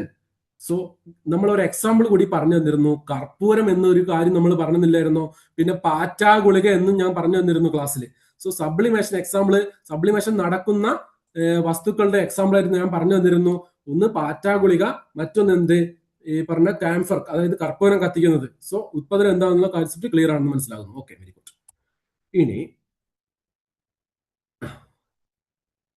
ഇതേപോലെ വേർതിരിക്കുന്നതിന് പറഞ്ഞ നമ്മൾ മിശ്രിതങ്ങളെ വേർതിരിക്കുന്ന ഭാഗങ്ങളാണല്ലോ നമ്മൾ സ്വേദനം പഠിച്ചു, പിന്നെ അംശിക സ്വേദനം പഠിച്ചു. അതിൻ്റെ അകത്ത് ഒരു 2 പോയിന്റ് കൂടി നമുക്ക് പഠിച്ചു വെക്കാണ്ട്. അത് ഒന്ന് സെൻട്രിഫ്യൂഗേഷൻ ആണ്, മറ്റൊന്ന് ക്രൊമാറ്റോഗ്രഫി ആണ്. ഇത് രണ്ടും എന്താണ് എന്നുള്ള ചോദ്യം നിങ്ങൾക്ക് വരില്ല. സോ നമ്മൾ അതിന്റെ അകത്തേക്ക് കടക്കുന്നത് അത് കുറച്ച് കെമിസ്ട്രി ആണ് നമുക്ക് അതിൻ്റെ അകത്ത് വരുന്നത്. നമുക്ക് അതിൻ്റെ അകത്തേക്ക് കടക്കേണ്ട ആവശ്യമില്ല. നമുക്ക് അതിന്റെ അപ്ലിക്കേഷൻ മാത്രമേ ചോദിക്കുള്ളൂ. ചോദിക്കുകയാണെങ്കിൽ തന്നെ ഇതായിരിക്കാം സെൻട്രിഫ്യൂഗേഷനിൽ നിന്ന് വരുന്ന 2 ചോദ്യങ്ങൾ. അതിൽ ഇമ്പോർട്ടന്റ് ആയിട്ട് നിങ്ങൾ ഇതും കണ്ടുവെച്ചാൽ തൈരിൽ നിന്ന് വെണ്ണ ഉപയോഗിക്കുന്ന പ്രക്രിയ എന്താണ്? തൈരിൽ നിന്ന് വെണ്ണ വേർതിരിക്കാൻ ഉപയോഗിക്കുന്ന പ്രക്രിയ സെൻട്രിഫ്യൂഗേഷൻ എന്ന് പറയുന്നു. ക്ലിനിക്കൽ ലാബുകളിൽ സാമ്പിളുകളിൽ നിന്നും രക്തകോശം, അതായത് റെഡ് ബ്ലഡ് സെൽസ്, WBC എന്ന് പറഞ്ഞ രക്തകോശങ്ങളില്ലേ, അവയെ വേർതിരിക്കാൻ രക്തസാമ്പിളിൽ നിന്ന് ഈ പറഞ്ഞ WBC RBC ഒക്കെ വേർതിരിക്കാൻ നമ്മൾ ഉപയോഗിക്കുന്ന പ്രക്രിയ ഏതാണ്? സെൻട്രിഫ്യൂഗേഷൻ ആണ്. നിങ്ങൾക്ക് ഇമ്പോർട്ടന്റ്, തൈരിൽ നിന്ന് വെണ്ണ വേർതിരിക്കാൻ ഉപയോഗിക്കുന്ന പ്രക്രിയ സെൻട്രിഫ്യൂഗേഷൻ. ഇനി ഈ ഒരു ചോദ്യം, ഈ പോയിന്റ്, ഇത് നിങ്ങൾക്ക് മുന്നേ ചോദിച്ച ചോദ്യമാണ്. ഞാൻ പറഞ്ഞിരുന്നു നിങ്ങൾക്ക് അപ്ലിക്കേഷൻ ആണ് ഈ ചോദിക്കുക. സോ ക്രൊമാറ്റോഗ്രഫി ഇത് എന്താണ് ഈ പറഞ്ഞ ക്രൊമാറ്റോഗ്രഫി വേറെ ഒരു തരം എന്താണ്? ഈ മിശ്രിതത്തിലുള്ള ഘടകങ്ങളെ വേർതിരിക്കുന്നതിന് വേണ്ടി ഉപയോഗിക്കുന്ന മറ്റൊരു മാർഗമാണ് ക്രൊമാറ്റോഗ്രഫി. അതിൽ നിന്ന് ചോദിച്ച ചോദ്യം എന്താണ്? വായുവിലെ ഘടകങ്ങളെ വേർതിരിക്കുന്നതിന് എന്താണ്? എയറിലെ, അന്തരീക്ഷത്തിലെ വായുവിലെ ഘടകങ്ങളെ വേർതിരിക്കുന്നതിന് ഉപയോഗിക്കുന്ന മാർഗമാണ് ക്രൊമാറ്റോഗ്രഫി. ഈ പോയിന്റ് കൂടി ഒന്ന് നോക്കി വെച്ചോ. ചായങ്ങളിൽ നിന്ന്, അതായത് നിറങ്ങളിലെ ചായങ്ങളിൽ നിന്ന് ഘടകങ്ങൾ വേർതിരിക്കാൻ ഉപയോഗിക്കുന്നത് എന്താണ്? ക്രൊമാറ്റോഗ്രഫിയാണ്. ചായങ്ങളിൽ നിന്ന് ഘടകങ്ങൾ വേർതിരിക്കാൻ ഉപയോഗിക്കുന്ന ക്രൊമാറ്റോഗ്രഫിയാണ്. വായുവിലെ ഘടകങ്ങളെ വേർതിരിക്കുന്നതിന് ഉപയോഗിക്കുന്ന മാർഗവും ക്രൊമാറ്റോഗ്രാഫി തന്നെയാണ്. ഈ പോയിന്റ് കൂടി ജസ്റ്റ് നോക്കി വെച്ചോ. രക്തത്തിൽ കലർന്ന വിഷാംശങ്ങൾ വേർതിരിച്ചറിയാൻ ക്രൊമാറ്റോഗ്രഫി. നിങ്ങൾക്ക് ഇമ്പോർട്ടന്റ് ആയിട്ടുള്ളത് ഈ പോയിന്റ് തന്നെയായിരുന്നു. വായുവിലെ ഘടകങ്ങളെ വേർതിരിക്കാൻ ഉപയോഗിക്കുന്ന മാർഗം ക്രൊമാറ്റോഗ്രഫി. ആൻഡ് തൈരിൽ നിന്ന് വെണ്ണയെ വേർതിരിക്കാൻ ഉപയോഗിക്കുന്ന പ്രക്രിയ സെൻട്രിഫ്യൂഗേഷൻ. രക്തകോശങ്ങളെ വേർതിരിക്കാൻ, രക്തസാമ്പിളിൽ നിന്ന് രക്തകോശങ്ങളെ വേർതിരിക്കാൻ ഉപയോഗിക്കുന്ന പ്രക്രിയ സെൻട്രിഫ്യൂഗേഷൻ. ആ പോയിന്റ് ആലോചിച്ച് വെച്ചിരിക്കുക. ക്ലിയർ ആണെങ്കിൽ അടുത്ത പോയിന്റ്. നിങ്ങളുടെ കേട്ടിട്ട് എക്സാമിന് അവർക്ക് ഇഷ്ടപ്പെട്ട ഒരു ഭാഗമാണ് എന്ത്? ഈ പറഞ്ഞ ചേഞ്ച് ഓഫ് സ്റ്റേറ്റ് അല്ലെങ്കിൽ അവസ്ഥാ പരിവർത്തനം. നമ്മൾ മുന്നത്തെ ഒരു ക്ലാസ്സിൽ എനിക്ക് തോന്നുന്നു ഒത്തിരി അവസ്ഥകളെ പറ്റി പഠിച്ചു. നമ്മൾ ബേസിക് ആയിട്ട് സോളിഡ്, ലിക്വിഡ്, ഗ്യാസ് നമുക്ക് അറിയാം. പിന്നെ നമ്മൾ പ്ലാസ്മയെ പറ്റിയും അങ്ങനെ കുറെ കാര്യങ്ങൾ നമ്മൾ എക്സ്ട്രാ പറഞ്ഞിട്ടുമുണ്ട്. സോ ബേസിക് ആയിട്ട് ഈ പറഞ്ഞ 3 അവസ്ഥകൾ, 3 സ്റ്റേറ്റ് ഉണ്ട്. അതായത് സോളിഡ്, ഗ്യാസ്, ലിക്വിഡ്. ഇവ മൂന്നും തമ്മിൽ എന്ത് ചെയ്യാം? അവസ്ഥ പരിവർത്തനം. സോളിഡ് ലിക്വിഡ് ആവാം, സോളിഡ് ഗ്യാസ് ആവാം, ലിക്വിഡ് സോളിഡ് ആവാം, ലിക്വിഡ് ഗ്യാസ് ആവാം, അങ്ങനെയൊക്കെ ഉണ്ട്. സോ ഈ 3 സ്റ്റേറ്റുകൾ തമ്മിലുള്ള ചേഞ്ച് ഓഫ് സ്റ്റേറ്റ്, ഇതിന്റെ പേരും എന്താണ് കാര്യം നമ്മളൊന്ന് നോക്കി വെക്കേണ്ട ആവശ്യമുണ്ട്. സോ ക്വസ്റ്റ്യൻ ഇതാണ്: process by which a substance in its gaseous state is converted into solid state is known as dash. അതായത് ഗ്യാഷ്യസ് സ്റ്റേറ്റിൽ നിന്നും സോളിഡ് സ്റ്റേറ്റിലേക്ക് മാറുന്ന പ്രക്രിയ എന്താണ്? അറിയാമോ ആർക്കെങ്കിലും?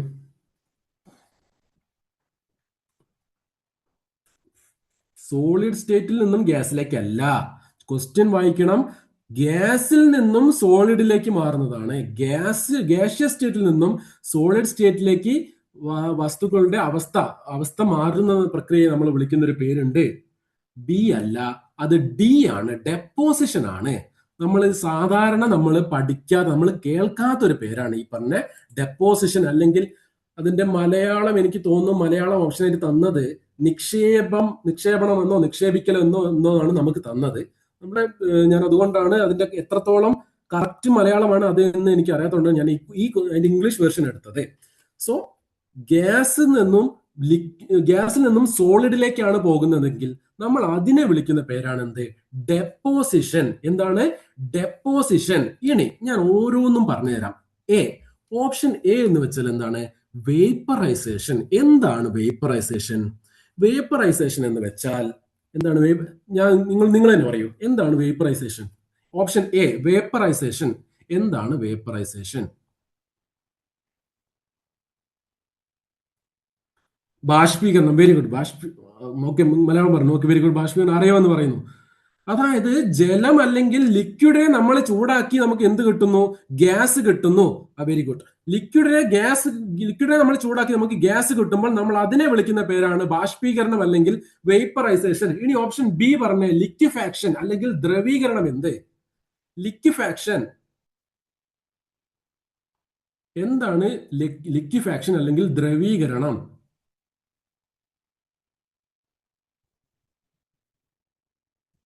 വേപ്പറൈസേഷനിൽ നമുക്ക് കിട്ടുന്നത് വേപ്പർ അല്ലെങ്കിൽ ഗ്യാസ് ആയിരുന്നു. ലിക്വിഫാക്ഷനിൽ നമുക്ക് കിട്ടുന്നത് എന്തായിരിക്കും? വേപ്പറൈസേഷനിൽ വേപ്പർ അല്ലെങ്കിൽ ഗ്യാസ് കിട്ടിയെങ്കിൽ ലിക്വിഫാക്ഷനിൽ നമുക്ക് കിട്ടുന്നത് ലിക്വിഡ് ആയിരിക്കും. Very good. Solid to liquid എന്നും നമ്മൾ ഗ്യാസ് ടു ലിക്വിഡ് എന്നും നമുക്ക് ഓപ്ഷനിൽ ഒരു വട്ടം വന്നിട്ടുണ്ട്. നമ്മുടെ കേട്ടൽ എക്സാമിന് തന്നെ മുന്നേ ഒരു ചോദ്യം ചോദിച്ചിരുന്നു. താഴെ കൊടുത്തിരിക്കുന്നവയിൽ ഞാൻ നോക്കട്ടെ ചോദ്യം ഉണ്ടോ എന്ന്. ഇല്ല, അതിന് കൊടുത്തിട്ടില്ല. കേട്ട ക്വസ്റ്റ്യന് നമുക്ക് മുന്നേ ഒരു ചോദ്യം തന്നിരുന്നു. അതായത് ചോദ്യം ഇങ്ങനെയായിരുന്നു: ഖരം താഴെ കൊടുത്തിരിക്കുന്നവയിൽ ദ്രവീകരണത്തിന് എക്സാമ്പിൾസ്, ഉദാഹരണങ്ങൾ ഏത് എന്നാ ചോദിച്ചു. ഉദാഹരണമല്ല, ദ്രവീകരണം എന്ന് പറയുന്ന പ്രക്രിയ ഏത്? എന്നിട്ട് ഓപ്ഷൻസ്: ഒന്ന് വാതകം ദ്രാവകമാകുന്നത്, മറ്റൊന്ന് എന്തുണ്ടായിരുന്നു? ഈ പറഞ്ഞ വാതകം ദ്രാവകമാകുന്നത്, മറ്റൊരു ഓപ്ഷൻ ആയിരുന്നു ഖരം ദ്രാവകമാകുന്നത്. നമ്മുടെ ഉത്തരത്തിൽ ഇവ രണ്ടുമായിരുന്നു. സോ ലിക്വിഫാക്ഷൻ അല്ലെങ്കിൽ ദ്രവീകരണത്തിൽ നമ്മുടെ അന്തിമ പ്രൊഡക്റ്റ് എന്തായിരിക്കും? ലിക്വിഡ് ആയിരിക്കും. സോ സോളിഡ് ലിക്വിഡ് ആകുന്നതും പിന്നെ ഗ്യാസ് ലിക്വിഡ് ആകുന്നതും നമ്മൾ ലിക്വിഫാക്ഷനിൽ കൊണ്ടുവെടുക്കുന്നു. സബ്ലിമേഷൻ എന്തായിരുന്നു? സബ്ലിമേഷൻ എന്ന് വെച്ചാൽ സോളിഡ് ഗ്യാസ് ആകുന്നതായിരുന്നു. ഞാനൊരു കാര്യം പറയട്ടെ, സോളിഡ് ഗ്യാസ് ആകുന്നത് സബ്ലിമേഷൻ ആണെങ്കിൽ അതിന്റെ നേരെ റിവേഴ്സ് പ്രോസസ് എന്താണ്? ഗ്യാസ് സോളിഡ് ആകുന്നത്. അതാണ് എന്ത്? ഡെപ്പോസിഷൻ എന്ന് പറയുന്നത്. സോ ആലോചിച്ച് വെച്ചിരിക്കുക, സബ്ലിമേഷന്റെ നേരെ ഓപ്പോസിറ്റ് പ്രോസസ് ആണ് എന്ത്? ഈ പറഞ്ഞ ഡെപ്പോസിഷൻ. സോ ഡെപ്പോസിഷൻ ആണ് എന്ത്? ഗ്യാസ് സോളിഡ് ആവുന്നതാണ് എന്ത്? ഡെപ്പോസിഷൻ എങ്കിൽ സോളിഡ് ഗ്യാസ് ആകുന്നത് സബ്ലിമേഷൻ ആണ്. ക്ലിയർ ആണെന്ന് വിചാരിക്കുന്നു. ഇനി ഈ ചോദ്യം നോക്കിക്കേ. ചുവടെ തന്നിരിക്കുന്നവയിൽ അതിശ അളവ് അല്ലാത്തത് എന്ത്? ഓപ്ഷൻസ്: സാന്ദ്രത, ഊർജം, ഭാരം, വേഗം. അതിശ അളവ് അല്ലാത്തത് എന്ത്? അതിശ അളവ് അല്ലാത്തത് എന്ത് എന്ന് ചോദിച്ചാൽ നമ്മളോട് ചോദിച്ചിരിക്കുന്നത് താഴെ കൊടുത്തിരിക്കുന്നവയിൽ ഏതാണ് സദിശ അളവ് എന്ന ചോദ്യം. നേരിട്ട് അങ്ങനെ ചോദിച്ചാൽ മതിയായിരുന്നു. ചുവടെ തന്നിരിക്കുന്നവയിൽ സദിശ അളവ് ഏത് എന്ന് ചോദിച്ചാൽ മതിയായിരുന്നു. പക്ഷെ നമ്മളോട് ചോദ്യം എങ്ങനെയാ? അതിശ അളവ് അല്ലാത്തത് ഏത് എന്നാ ചോദിച്ചത്. എന്തായിരുന്നു സദിശവും അതിശവും തമ്മിലുള്ള വ്യത്യാസം? സദിശം അല്ലെങ്കിൽ വെക്ടർ എന്ന് വെച്ചാൽ സദിശമാണ്. അതിന് ദിശയും കൂടി ഉണ്ടാകും. അല്ലേടാ? ഞാനൊരു ബലം കൊടുത്താൽ ഞാൻ ഒരു ഭാഗത്തേക്ക് കൊടുക്കുന്ന ബലമാണ്, അതിനൊരു ദിശയുണ്ട്. പക്ഷെ ഞാൻ സമയമാണ് പറയുന്നതെങ്കിൽ ഞാൻ പറയോ വലത്തോട്ട് അല്ലെങ്കിൽ കിഴക്കോട്ട് 10 സെക്കൻഡ്, പടിഞ്ഞാറോട്ട് 10 സെക്കൻഡ് എന്ന് ഞാൻ പറയില്ല. സോ ഒരു ദിശയുള്ള ഒരു മാഗ്നിറ്റ്യൂഡ്, ഒരു അളവ് പറയുകയാണെങ്കിൽ അതിന് ഒരു ക്വാണ്ടിറ്റി പറയുകയാണെങ്കിൽ അതിനൊരു അളവും ഉണ്ടാകും, അതിന് ഒരു ദിശയും ഉണ്ടാകും. സോ അങ്ങനെ ദിശയുള്ള അളവുകളെയാണ് സദിശ അളവ് എന്ന് പറയുന്നത്. ചോദ്യം ഓപ്ഷൻ ഉത്തരം പറഞ്ഞോ നോട്ടെ. ഏതാണ് ഉത്തരം? കിട്ടിയോ? അതിശ അളവ് അല്ലാത്തത് ഏത്? അതായത് ഏതാണ് സ്കേലാർ അല്ലാത്തത്? നമുക്ക് ഓരോന്ന് നോക്കിയാലോ. സാന്ദ്രത അല്ലെങ്കിൽ ഡെൻസിറ്റി എന്ന് വെച്ചാൽ മാസ് ബൈ വോളിയം ആണ്, വേഗമല്ല കേട്ടോ. ഞാൻ വരാം, വേഗമല്ല. സാന്ദ്രത എന്ന് വെച്ചാൽ മാസ് ഡിവൈഡഡ് ബൈ വോളിയം ആണ്. മാസിന് എന്തുണ്ടോ? ദിശയുണ്ടോ? ഞാൻ പറയുന്നു ഈ കല്ലിൽ 10 മാസ് ഉണ്ട്. മാസിന് ദിശയുണ്ടോ? ദിശയില്ല. വോളിയത്തിന് ദിശയുണ്ടോ? വോളിയത്തിനും ദിശയില്ല. പിന്നെ ഊർജം എന്താണ്? ഊർജത്തിനുണ്ടോ ദിശ? ഊർജത്തിനും ദിശയില്ല. വേഗവും പ്രവേഗവും ഞാൻ പറഞ്ഞു തന്നിരുന്നു.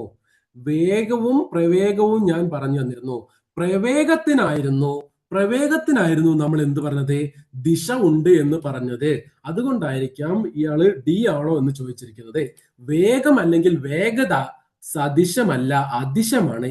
പ്രവേഗം വെലോസിറ്റി ആണ് നമ്മൾക്ക് തന്നിരിക്കുന്നതെങ്കിൽ അപ്പൊ നമുക്ക് എന്ത് പറയാം? അത് സദിശമാണ് എന്ന് പറയാം.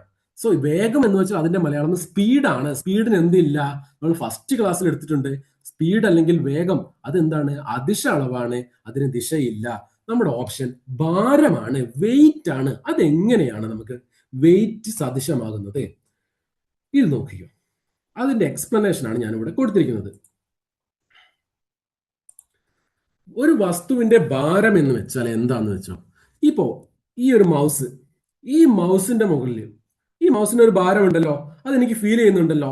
അതിന് കാരണം എന്താ, ഈ മൗസിന്റെ മുകളിൽ ഈ ഭൂമിയില്ലേ, ഭൂമി ഇവിടുന്ന് എന്ത് ചെയ്യുന്നുണ്ട്, ഭൂമി ഇവിടുന്ന് ഒരു ആകർഷണം പിടിച്ചു വലിക്കുന്നില്ലേ? ഈ പിടിച്ചു വലിക്കുന്ന എന്ത് വെച്ചിട്ടാ, ഒരു ഗുരുത്വാകർഷണ ബലം വെച്ചിട്ടല്ലേ? ഈ ഈ മൗസിന്റെ മുകളിൽ ഭൂമി ഒരു ഗുരുത്വാകർഷണ ബലം പ്രയോഗിച്ച് ഇതിനെ താഴോട്ട് വലിക്കുന്നില്ലേ? ഈ ബലത്തെ നമ്മൾ വിളിക്കുന്ന പേരാണ് എന്ത്, ഭാരം അഥവാ വെയിറ്റ് എന്ന് പറയുന്നത്. സോ ബലമാണ്. എന്താണ് ബലം? എന്താണ് ബലം? ഒരു വസ്തുവിന് മുകളിൽ ഭൂമി പ്രയോഗിക്കുന്ന ഗുരുത്വാകർഷണ ബലമാണ് ആ വസ്തുവിന്റെ ഭാരം എന്ന് പറയുന്നത്. സോ ബേസിക്കലി ഭാരം എന്ന് വെച്ചാൽ എന്താണ്? ഭാരം എന്ന് വെച്ചാൽ ഒരു ബലം തന്നെയാണ്. നമ്മൾ പഠിച്ചിട്ടുണ്ട് F is equal to M into A എന്ന് നമ്മൾ പഠിച്ചിട്ടുണ്ട്. F equal to M into A എന്ന് നമ്മൾ പഠിച്ചിട്ടുണ്ട്. ഞാൻ ഈ മൗസിൽ എഴുതുന്നത് കൊണ്ടാണ് നിങ്ങൾക്ക് ക്വാളിറ്റി കിട്ടാത്തത് ഞാൻ എഴുതുന്നതിന്റെ. സോ ബുദ്ധിമുട്ടുണ്ടെങ്കിൽ ഒന്ന് ക്ഷമിക്കുക. നെക്സ്റ്റ് ക്ലാസ്സിൽ നമുക്ക് റെഡിയാക്കാം കേട്ടോ. സോ ബേസിക്കലി നമ്മൾ പഠിച്ചിട്ടുണ്ട് ഫോഴ്സ് എന്ന് വെച്ചാൽ മാസ് ഇൻറ്റു ആക്സിലറേഷൻ ആണ്. ഇവിടെ നോക്കിക്കോ, ഭാരം എന്ന് വെച്ചാൽ ഈ മൗസിന്റെ ഭാരമാണെങ്കിൽ മൗസിന്റെ മാസ് ഗുണം ഇതിന്റെ ആക്സിലറേഷൻ. ഭൂമി ഗുരുത്വാകർഷണം പ്രകാരം എന്തുണ്ട്, പിടിച്ചു വലിക്കുന്നുണ്ടെങ്കിൽ ഒരു ഭൂഗുരുത്വ ആകർഷണം വഴി എന്തു കൊടുക്കുന്നു, gravity, acceleration due to gravity, G കൊടുക്കുന്നില്ലേടാ. സോ മാസ് ഇൻറ്റു ആക്സിലറേഷൻ നമ്മൾ പഠിച്ചിട്ടുണ്ട്. ആക്സിലറേഷൻ അല്ലെങ്കിൽ ത്വരണം, ഭൂഗുരുത്വം മൂലമുള്ള ത്വരണമാണ് ജി. ജി എന്തായിരുന്നു, ഒരു വെക്റ്റർ ക്വാണ്ടിറ്റി ആയിരുന്നു. സോ ഇവിടെ ഭാരം എന്ന് വെച്ചാൽ ബലം തന്നെയാണ്. നമുക്കറിയാം ബലവും എന്താണ്, ബലവും ഒരു വെക്റ്റർ ക്വാണ്ടിറ്റിയാണ്. സോ ഭാരം, ബലം, ആക്സിലറേഷൻ, പ്രവേഗം ഇവയെല്ലാം എന്താണ്, വെക്റ്റർ ക്വാണ്ടിറ്റി, സദിശ അളവാണ്. ഇതിനെല്ലാം എന്തുണ്ട്, ഒരു ദിശയുണ്ട്. ഇപ്പൊ ഞാനൊരു ബലം എന്തെങ്കിലും ഒരു വസ്തുവിന് അങ്ങോട്ട് കൊടുക്കുകയാണെങ്കിൽ ഞാൻ മുന്നോട്ട് അല്ലെങ്കിൽ മുന്നോട്ടാണ് കൊടുക്കുന്നതെന്ന് പറയാം. പക്ഷെ സമയത്ത് നമുക്ക് അങ്ങനെ പറയാൻ പറ്റില്ല. ക്ലിയർ ആണല്ലോ.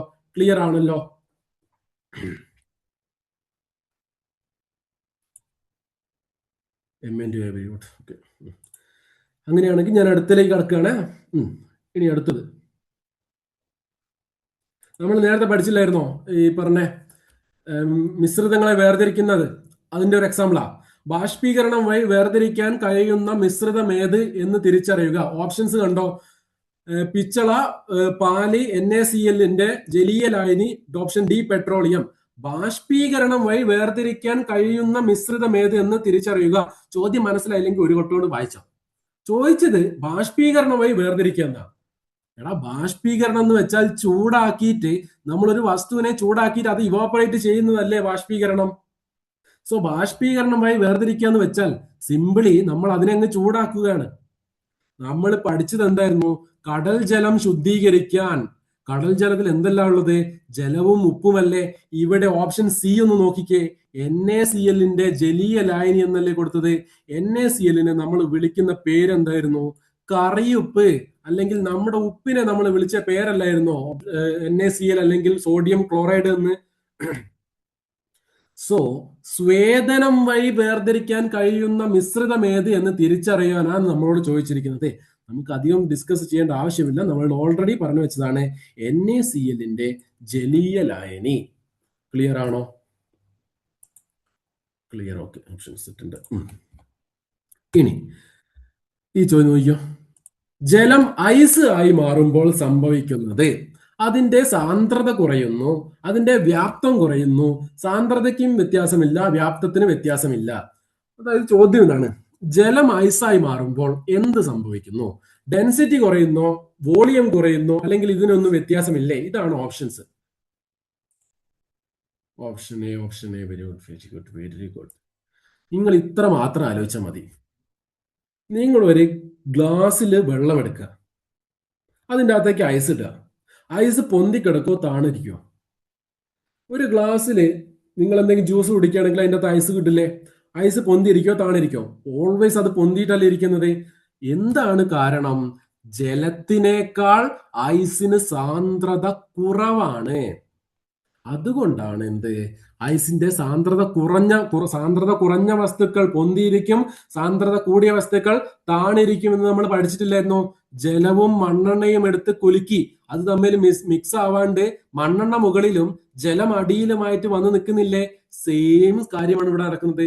ജലം ഐസായി മാറുമ്പോൾ അതിന്റെ സാന്ദ്രത കുറയുകയാണ് ചെയ്യുന്നത്. അങ്ങനെയാണെങ്കിൽ ഈ ഒരു ചോദ്യം കൂടി ഒന്ന് ഉത്തരം പറഞ്ഞേ. ഏത് താപനിലയിലാണ് ജലത്തിന് ഏറ്റവും ഉയർന്ന സാന്ദ്രത അല്ലെങ്കിൽ ഡെൻസിറ്റി ഉള്ളത്? പൊങ്ങി കിടക്കുന്നു. Very good. ഡെൻസിറ്റി കുറയും, വോളിയം കൂടും. Very good, very good, very good. ഈ ഒരു ചോദ്യത്തിന് ഉത്തരം പറഞ്ഞേ. ഏത് താപനിലയിലാണ് ജലത്തിൽ ഏറ്റവും ഉയർന്ന സാന്ദ്രതയുള്ളത്?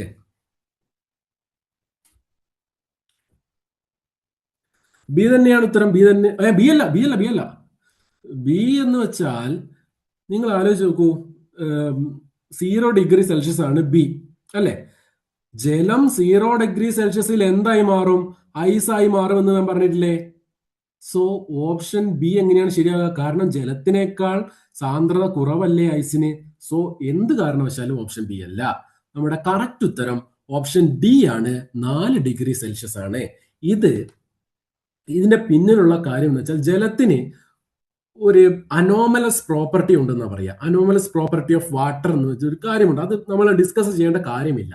സോ നമ്മൾ ഒത്തിരി കാര്യം പറയാണ്ട് നമുക്കത് പിന്നെ ഒരു ക്ലാസ് നമുക്കത് ഫ്രീ ആയിട്ടുള്ള ഒരു ക്ലാസ്, ഫ്രീ സെഷൻ ആയിട്ട് നമുക്ക് ചെയ്യാം.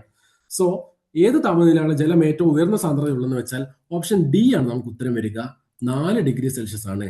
അതുകൊണ്ടാണ് 0 ഡിഗ്രി സെൽഷ്യസിലുള്ള ഐസ് എന്തിൽ പൊങ്ങിക്കിടക്കുന്നത്? ജലത്തില് പൊങ്ങിക്കിടക്കുന്നത്. ക്ലിയർ ആണല്ലോ? അങ്ങനെയാണെങ്കിൽ ഞാൻ അടുത്തേക്ക് കിടക്കട്ടെ. ഇത് കാണുന്നുണ്ടോ? ക്ലിയർ ആണോ ചോദ്യം? ചോദ്യം ക്ലിയർ ആണെങ്കിൽ യെസ് എന്നൊന്ന് പറയാമോ? ഇല്ലെങ്കിൽ ഞാൻ അടുത്ത ക്വസ്റ്റ്യനിലേക്ക് കടക്കാം. ക്വസ്റ്റ്യൻ കാണുന്നുണ്ടോ?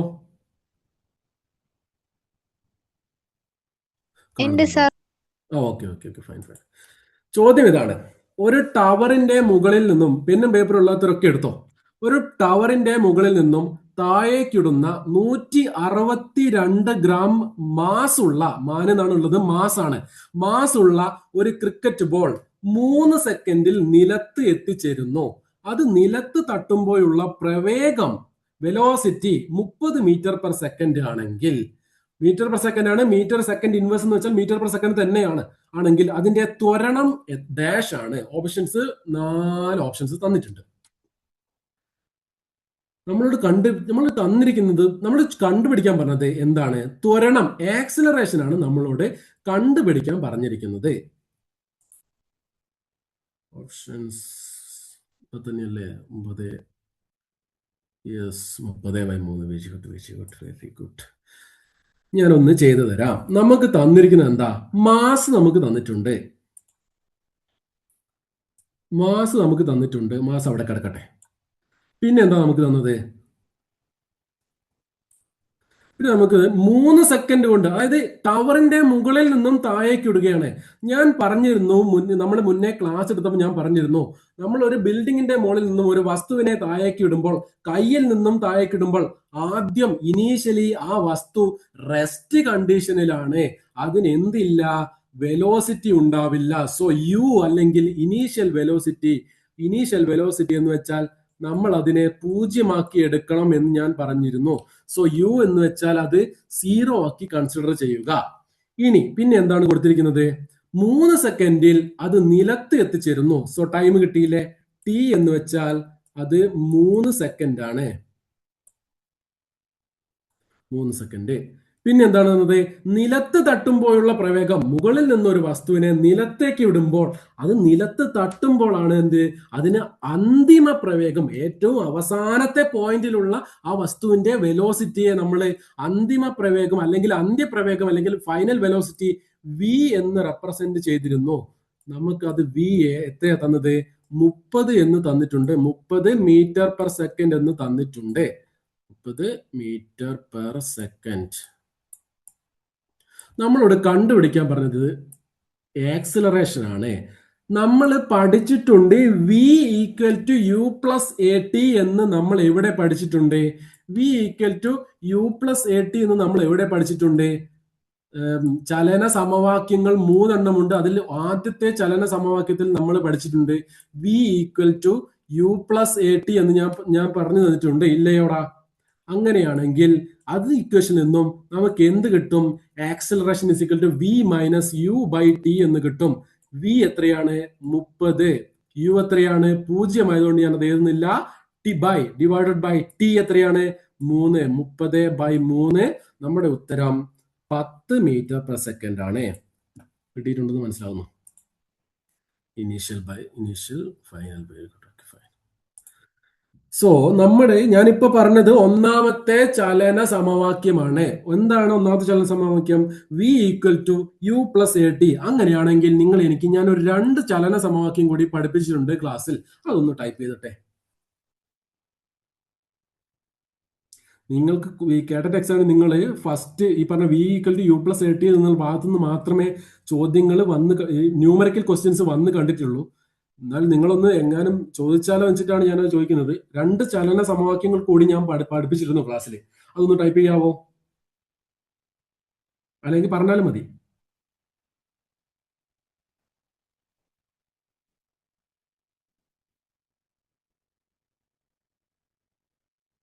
ശരി, ഞാൻ പറയാം.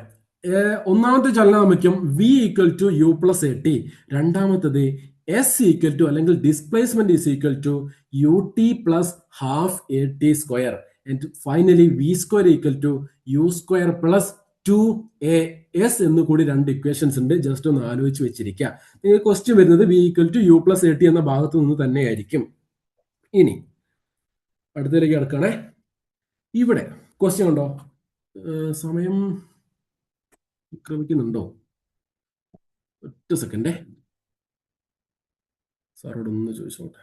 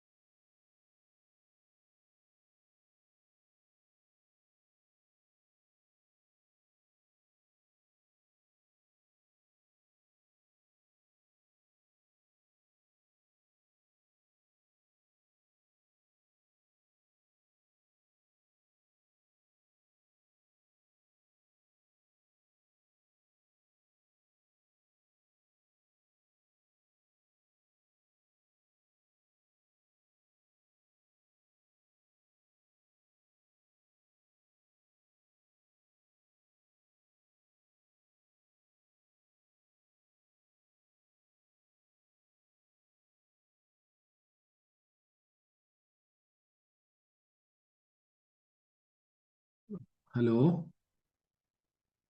ഹലോ, ക്ലിയർ കാണുന്നുണ്ടോ? ഓക്കെ, എന്നാ എന്നോട് പറഞ്ഞത് 1 മണിക്കൂർ എടുത്താൽ മതി എന്ന് പറഞ്ഞിട്ടുണ്ട്. ഞാൻ ബാക്കി നമുക്ക് നെക്സ്റ്റ് ക്ലാസ്സിൽ കണ്ടിന്യൂ ചെയ്താലോ? നമുക്ക് സമയം അതിക്രമിച്ച് വരുന്നില്ലേ? ബാക്കി നമുക്ക് നെക്സ്റ്റ് ക്ലാസ് കണ്ടിന്യൂ ചെയ്താലോ? എനി ടൈമിൽ മനസ്സിലായില്ല. എന്താ, ഒന്നുകൂടി പറയാമോ? ഒന്നുകൂടി ടൈപ്പ് ചെയ്യാമോ? ശരി, ഞാൻ ഒരു ഡേ കൂടി എന്ത് ചെയ്യാം? ഈ പറഞ്ഞ ക്വസ്റ്റ്യൻസ് ഒരു ഡേ കൂടി വർക്കൗട്ട് ചെയ്യാം. ബാക്കി ക്വസ്റ്റ്യൻസ് നെക്സ്റ്റ് ക്ലാസ്സിൽ ഒരു ക്ലാസ് കൂടി ഉണ്ടാവും ഈ ലൈവ് തന്നെ. ബാക്കി ക്വസ്റ്റ്യൻസ് ഞാൻ എന്താ ചെയ്യാം? നമ്മുടെ ആപ്പിൽ എന്ത് ചെയ്യാം? ആപ്പിൽ അല്ലെങ്കിൽ റെക്കോർഡ് ക്ലാസ് ആയിട്ട് അതിൽ ഇനി സമയം ഉണ്ടാകുമോ എന്നായിരിക്കും ഉദ്ദേശം. ഓക്കെ, ഇന്നിപ്പോ ലേറ്റ് ആയ സ്ഥിതിക്ക് 9:49 ആയില്ലേ? ഇന്ന് നമുക്ക് ഇവിടെ നിർത്താം. ബാക്കി നമുക്ക് നെക്സ്റ്റ് ക്ലാസ്സിൽ വർക്കൗട്ട് ചെയ്യാം. ബാക്കിയുള്ള ക്വസ്റ്റ്യൻസ് ഇനിയും ഉണ്ട്. നമുക്ക് അത് എന്ത് ചെയ്യാം? ഒരു കുറച്ച് വീഡിയോസ് ആക്കിയിട്ട് ഷോർട്ട് അരമണിക്കൂർ വീഡിയോസ് ആക്കിയിട്ട് നമുക്ക് ആപ്പിലോ അല്ലെങ്കിൽ ഇതിലോ യൂട്യൂബ് ചാനലിലോ ഉണ്ടാവും കേട്ടോ. ഇതിന്റെ ആൻസർ എന്താ സാർ? ഏതിൻ്റെതാണ്? ആപ്പില്ല, ആപ്പില്ലെങ്കിൽ വേണ്ട, യൂട്യൂബിലുണ്ടാവും. ക്വസ്റ്റ്യൻസ് യൂട്യൂബിലുണ്ടാവും കേട്ടോ. യൂട്യൂബിലെ വീഡിയോ ക്ലാസ്സിൽ 30 മിനിറ്റിന്റെ വീഡിയോസ് തന്നെ ഉണ്ടാകും. സോ അത് ഒരു വിഷയമാക്കേണ്ട കേസില്ല, യൂട്യൂബിൽ തന്നെ ഇടാൻ പറയാം. ഇതിന്റെ സമയം ഇതിന്റെ ആൻസർ ഏതാണ് ചോദിച്ചത്? ഏതിന്റെ ആൻസർ ആയിരുന്നു? സർ ലാസ്റ്റ് ഒരു ക്വസ്റ്റ്യൻ താപമോചകമാണോ? Okay okay okay okay okay okay. അതിന്റെ ആൻസർ കൂടി ഒന്ന് ക്ലിയർ ആക്കിയിട്ട് പോവോ?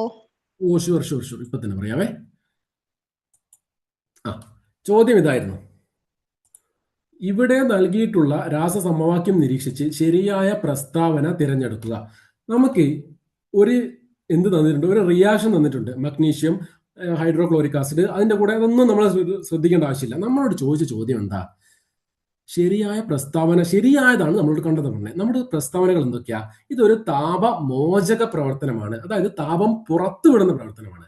ഓപ്ഷൻ ബി, ഇതൊരു താപ ശോഷക പ്രവർത്തനമാണ്, അല്ലെങ്കിൽ താപം ആഗിരണം ചെയ്ത് നടക്കുന്ന പ്രവർത്തനമാണെന്നാണ് എന്ത് താപ ശോഷക പ്രവർത്തനമാണ് ഉദ്ദേശിക്കുന്നത്.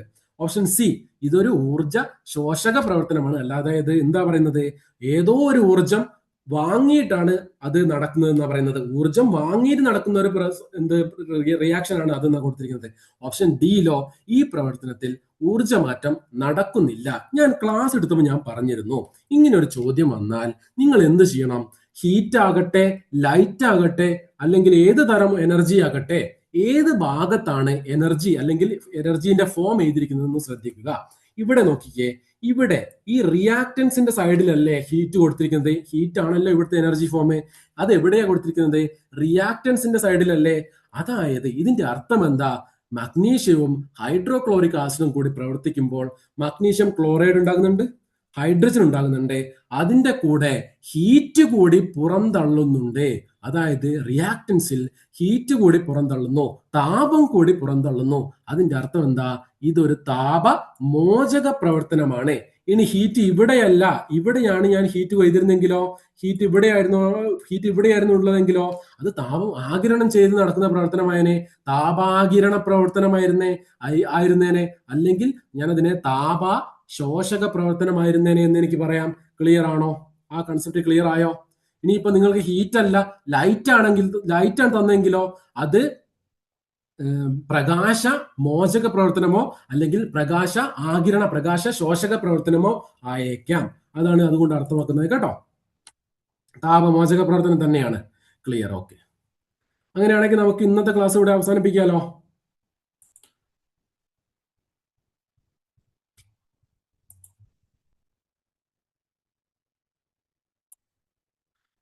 ഓക്കെ, നമുക്ക് ഇന്നത്തെ ക്ലാസ് ഇവിടെ അവസാനിപ്പിക്കാം. ബാക്കി ക്ലാസ് യൂട്യൂബിൽ യൂട്യൂബിൽ വീഡിയോ ആയിട്ടുണ്ടാവും കേട്ടോ. ബാക്കി അറിയാലോ, പറ്റുന്നതൊക്കെ ചെയ്യുക, പറ്റുന്ന രീതിക്ക് പഠിക്കുക. ഇതിനുള്ള സമയം വേസ്റ്റ് ആക്കാണ്ട് യൂട്ടിലൈസ് ചെയ്യുക. നമുക്ക് ബാക്കി നെക്സ്റ്റ് ക്ലാസ്സിൽ ഉപയോഗിക്കാം കേട്ടോ. കെമിസ്ട്രി ആണോ ബുദ്ധിമുട്ട്? കെമിസ്ട്രി ടെൻഷൻ അടിക്കേണ്ട. നമുക്ക് ക്വസ്റ്റ്യൻസ് വർക്കൗട്ട് ചെയ്താൽ മാത്രം മതി. ക്വസ്റ്റ്യൻസ് വർക്കൗട്ട് ചെയ്തിട്ട് ഇനി നമുക്ക് അതിനെ സമയമുള്ളൂ. ക്വസ്റ്റ്യൻസ് വർക്കൗട്ട് ചെയ്യുക. അതേ ഫോർമാറ്റ് തന്നെയായിരിക്കും നമുക്ക് ഇനി വരാൻ പോകുന്ന ക്വസ്റ്റ്യൻസ് ഉണ്ടാവുക. ടെൻഷൻ അടിക്കേണ്ട ആവശ്യമില്ല. നിങ്ങൾക്ക് അറിയുന്നത് ഏതാ അറിയാലോ, ബാക്കി നിങ്ങൾക്ക് അറിയാത്ത ഉണ്ടാകുമല്ലോ. നിങ്ങൾക്ക് ചെറിയ ഡൗട്ടുള്ള ക്വസ്റ്റ്യൻസ് ഉണ്ടാകും. ചെറിയ ഡൗട്ടുള്ള ക്വസ്റ്റ്യൻസ് വരുമ്പോൾ എന്ത് ചെയ്യുക, നമുക്ക് ഒരു റൗണ്ട് ഇട്ട് വെച്ചിട്ട് നമുക്ക് ലാസ്റ്റ് അതിലേക്ക് തന്നെ ഒരു മൈൻഡ് പീസ് മൈൻഡിൽ വരുമ്പോൾ നമുക്ക് ചിലതിന് ഉത്തരം തന്നെ നമുക്ക് ഓട്ടോമാറ്റിക്കലി കിട്ടും. എന്നിട്ട് നമുക്ക് കിട്ടാത്ത കാര്യം ഉണ്ടെങ്കിൽ നമുക്ക് എന്ത് ചെയ്യാം, ഒന്നങ്ങ് കുത്താന്നേ. നമുക്ക് അതിന് എന്തില്ല, ഇപ്പൊ നെഗറ്റീവ് മാർക്കിംഗ് ഇല്ലല്ലോ. നമുക്ക് തീരെ കിട്ടാത്തയാണെങ്കിൽ നമ്മൾ എന്ത് ചെയ്യാം, നെഗറ്റീവ് മാർക്ക് ഇല്ലാത്തതുകൊണ്ട് നമുക്ക് എന്ത് ചെയ്യാം, ശരിയാവണമെങ്കിൽ ശരിയാവട്ടെ വെച്ചിട്ട് 4 കുത്തി ഒന്ന് ശരിയാ നമുക്ക് ഒരു മാർക്കല്ലേ. സോ ആ ഒരു ഐഡിയ മനസ്സിൽ വെച്ചാൽ മതി. നിങ്ങൾ ഇത്ര ബേസിക് ആയിട്ടുള്ള ക്വസ്റ്റ്യൻസേ വരുള്ളൂ. ക്ലിയർ? ഒന്ന് കേട്ടൻ 2 ആയതുകൊണ്ട് തന്നെ ബേസിക് ക്വസ്റ്റ്യൻസ് നമുക്ക് വരുള്ളൂ. സോ ആരും ടെൻഷൻ ഒന്നും അടിക്കേണ്ട. നമുക്ക് നെക്സ്റ്റ് ക്ലാസ്സിൽ കാണാം. സോ ടൈം ഇൻവെസ്റ്റ് ചെയ്യുന്നത് പ്രോപ്പറായിട്ട് ഇൻവെസ്റ്റ് ചെയ്യാം. ഓരോ സബ്ജക്റ്റിന് വേണ്ട ഇമ്പോർട്ടൻസ് കൊടുക്കുക. സൈക്കോളജി ടെൻഷൻ അടിക്കേണ്ട ആവശ്യമില്ല. ഇനി എന്തിനാ ടെൻഷൻ അടിക്കുന്നത്? നമുക്ക് എക്സാം എത്ര 83 മാർക്ക് പോരെ? 150 ചോദ്യമുണ്ട്. 83 90 മാർക്ക് മതി. നമുക്ക് 150 ചോദ്യമുണ്ട്. ടെൻഷൻ അടിച്ചാൽ നമുക്കൊന്നും നടക്കില്ല. നിങ്ങൾ ആലോചിച്ച് നോക്കൂ, അതായത് 82 വേണ്ടത്. നമുക്ക് ടെൻഷൻ അടിച്ചുകൊണ്ട് നമുക്ക് എന്ത് നടക്കുമോ? അല്ല, നമ്മൾ ചെയ്യാനുള്ള കാര്യം നമ്മൾ ചെയ്താൽ മാത്രം. നമുക്ക് ചെയ്ത് എന്താ പറയാ, നമ്മൾ വെറി ചെയ്യേണ്ടത് നമുക്ക് മാറ്റാൻ പറ്റും എന്നുള്ള കാര്യത്തിൽ മാത്രം നമ്മൾ വെറി ചെയ്താൽ മതി. നമ്മളിതിപ്പോ എത്ര പഠിച്ചാലും എന്ന് വെച്ചാൽ എല്ലാ ഉത്തരവും നമുക്ക് കിട്ടാൻ പോകുന്നില്ല. നമുക്കിപ്പോ എല്ലാ ഉത്തരം നമ്മൾ ഒരാൾക്ക് ആർക്കും അറിയുന്നുണ്ടാവില്ല. സോ നമ്മൾ അറിയുന്നത് എഴുതി പോവുക. നമ്മൾ ഓൾറെഡി നമ്മൾ അറിയുന്നത് ഓരോന്ന് എഴുതി പോയാൽ അവസാനം എന്തുണ്ടാകും? നമ്മൾ അറിയുമ്പോൾ നമുക്കൊരു നമ്മൾ അറിയാതെ തന്നെ നമ്മൾ 82 എണ്ണം കറപ്പിക്കുന്നേ. ബാക്കിയുള്ളത് നിങ്ങൾ 1-2 വട്ടം കൂടി വായിക്കും, നിങ്ങൾക്ക് കിട്ടും. നിങ്ങൾ ടെൻഷൻ അടിക്കണ്ട. കാറ്റഗറി 1 ചെയ്യുമോ? കാറ്റഗറി 1 ചെയ്യാൻ നോക്കാം കേട്ടോ. സമയമാണ് സാർ ഇല്ലാത്തത്. സമയം ഉള്ള സമയം യൂട്ടിലൈസ് ചെയ്തോളൂ. സമയം ഉള്ളത് യൂട്ടിലൈസ് ചെയ്യൂ കേട്ടോ. ഇനിയിപ്പോ നിങ്ങൾ കേട്ടിട്ട് 2-1 നിങ്ങൾക്കിപ്പോ അടുത്ത UPST എക്സാമും LPST വരാത്തത് കൊണ്ട് തന്നെ 1 ഇയറിന്റെ ഗ്യാപ്പിന് എക്സാമിന് ഉണ്ടാകും. സോ അപ്പോഴത്തേക്ക് നിങ്ങൾക്ക് ഇനിയും ഇത് കിട്ടും നിങ്ങൾക്ക് കേട്ടോ. ഏതായാലും ക്ലിയർ ആക്കി എടുക്കുക. ഉള്ള സമയം പ്രോപ്പർലി ഇൻവെസ്റ്റ് ചെയ്യുക. ഏതിനാണോ പഠിക്കേണ്ടത്, ഏത് ഭാഗത്താണ് ക്വസ്റ്റ്യൻസ് അധികം വരുന്നത്, പ്രീവിയസ് ഇയർ മാത്രം ഒന്ന് പ്രത്യേകം എടുത്ത് നോക്കുക. എവിടെ നിന്നാണ് ചോദ്യം വരുന്നത്, അതൊന്ന് ഇമ്പോർട്ടൻ്റ് ആയിട്ട് എവിടെ നിന്ന്, ഏത് ഭാഗത്തു നിന്ന്, ഓരോ സബ്ജക്റ്റിൽ നിന്ന് ഏത് ഭാഗത്തു നിന്ന് ചോദ്യം വരുന്നു അതൊന്ന് നോക്കി വെക്കണം. അതിനനുസരിച്ച് വേണം പഠിക്കാൻ. അല്ലാണ്ട് നമ്മൾ കടല് പോലെ വായിച്ചിട്ട് നമുക്ക് ഒരു കാര്യമില്ല. നമുക്ക് ഇമ്പോർട്ടൻസ് ആയിട്ട് നമുക്ക് ചോദ്യം വരുന്ന ഭാഗം മാത്രം നിങ്ങളൊന്ന് നോക്കി വെക്കുക, അത് വായിക്കുക കേട്ടോ. ക്ലിയർ ആണല്ലോ? ഞാൻ എന്നാ വെച്ചോട്ടെ, കട്ട് ചെയ്യട്ടെ, എൻഡ് ചെയ്യട്ടെ ക്ലാസ്. ഓക്കെ.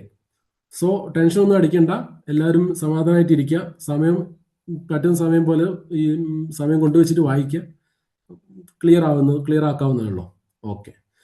എന്തെങ്കിലും കാര്യം ഡൗട്ട് ഉണ്ടെങ്കിൽ എനിക്ക് ഗ്രൂപ്പിൽ സാറും അറിയിച്ചാൽ മതി, ഞാനത് ക്ലിയർ ചെയ്ത് തരാം കേട്ടോ. നെക്സ്റ്റ് ക്ലാസ്സിൽ വരുമ്പോൾ ബാക്കി ക്ലിയർ ചെയ്ത് തരാം. സോ എൻഡ് ചെയ്യണേ. ശരി എന്നാ. Okay. Good night all of U.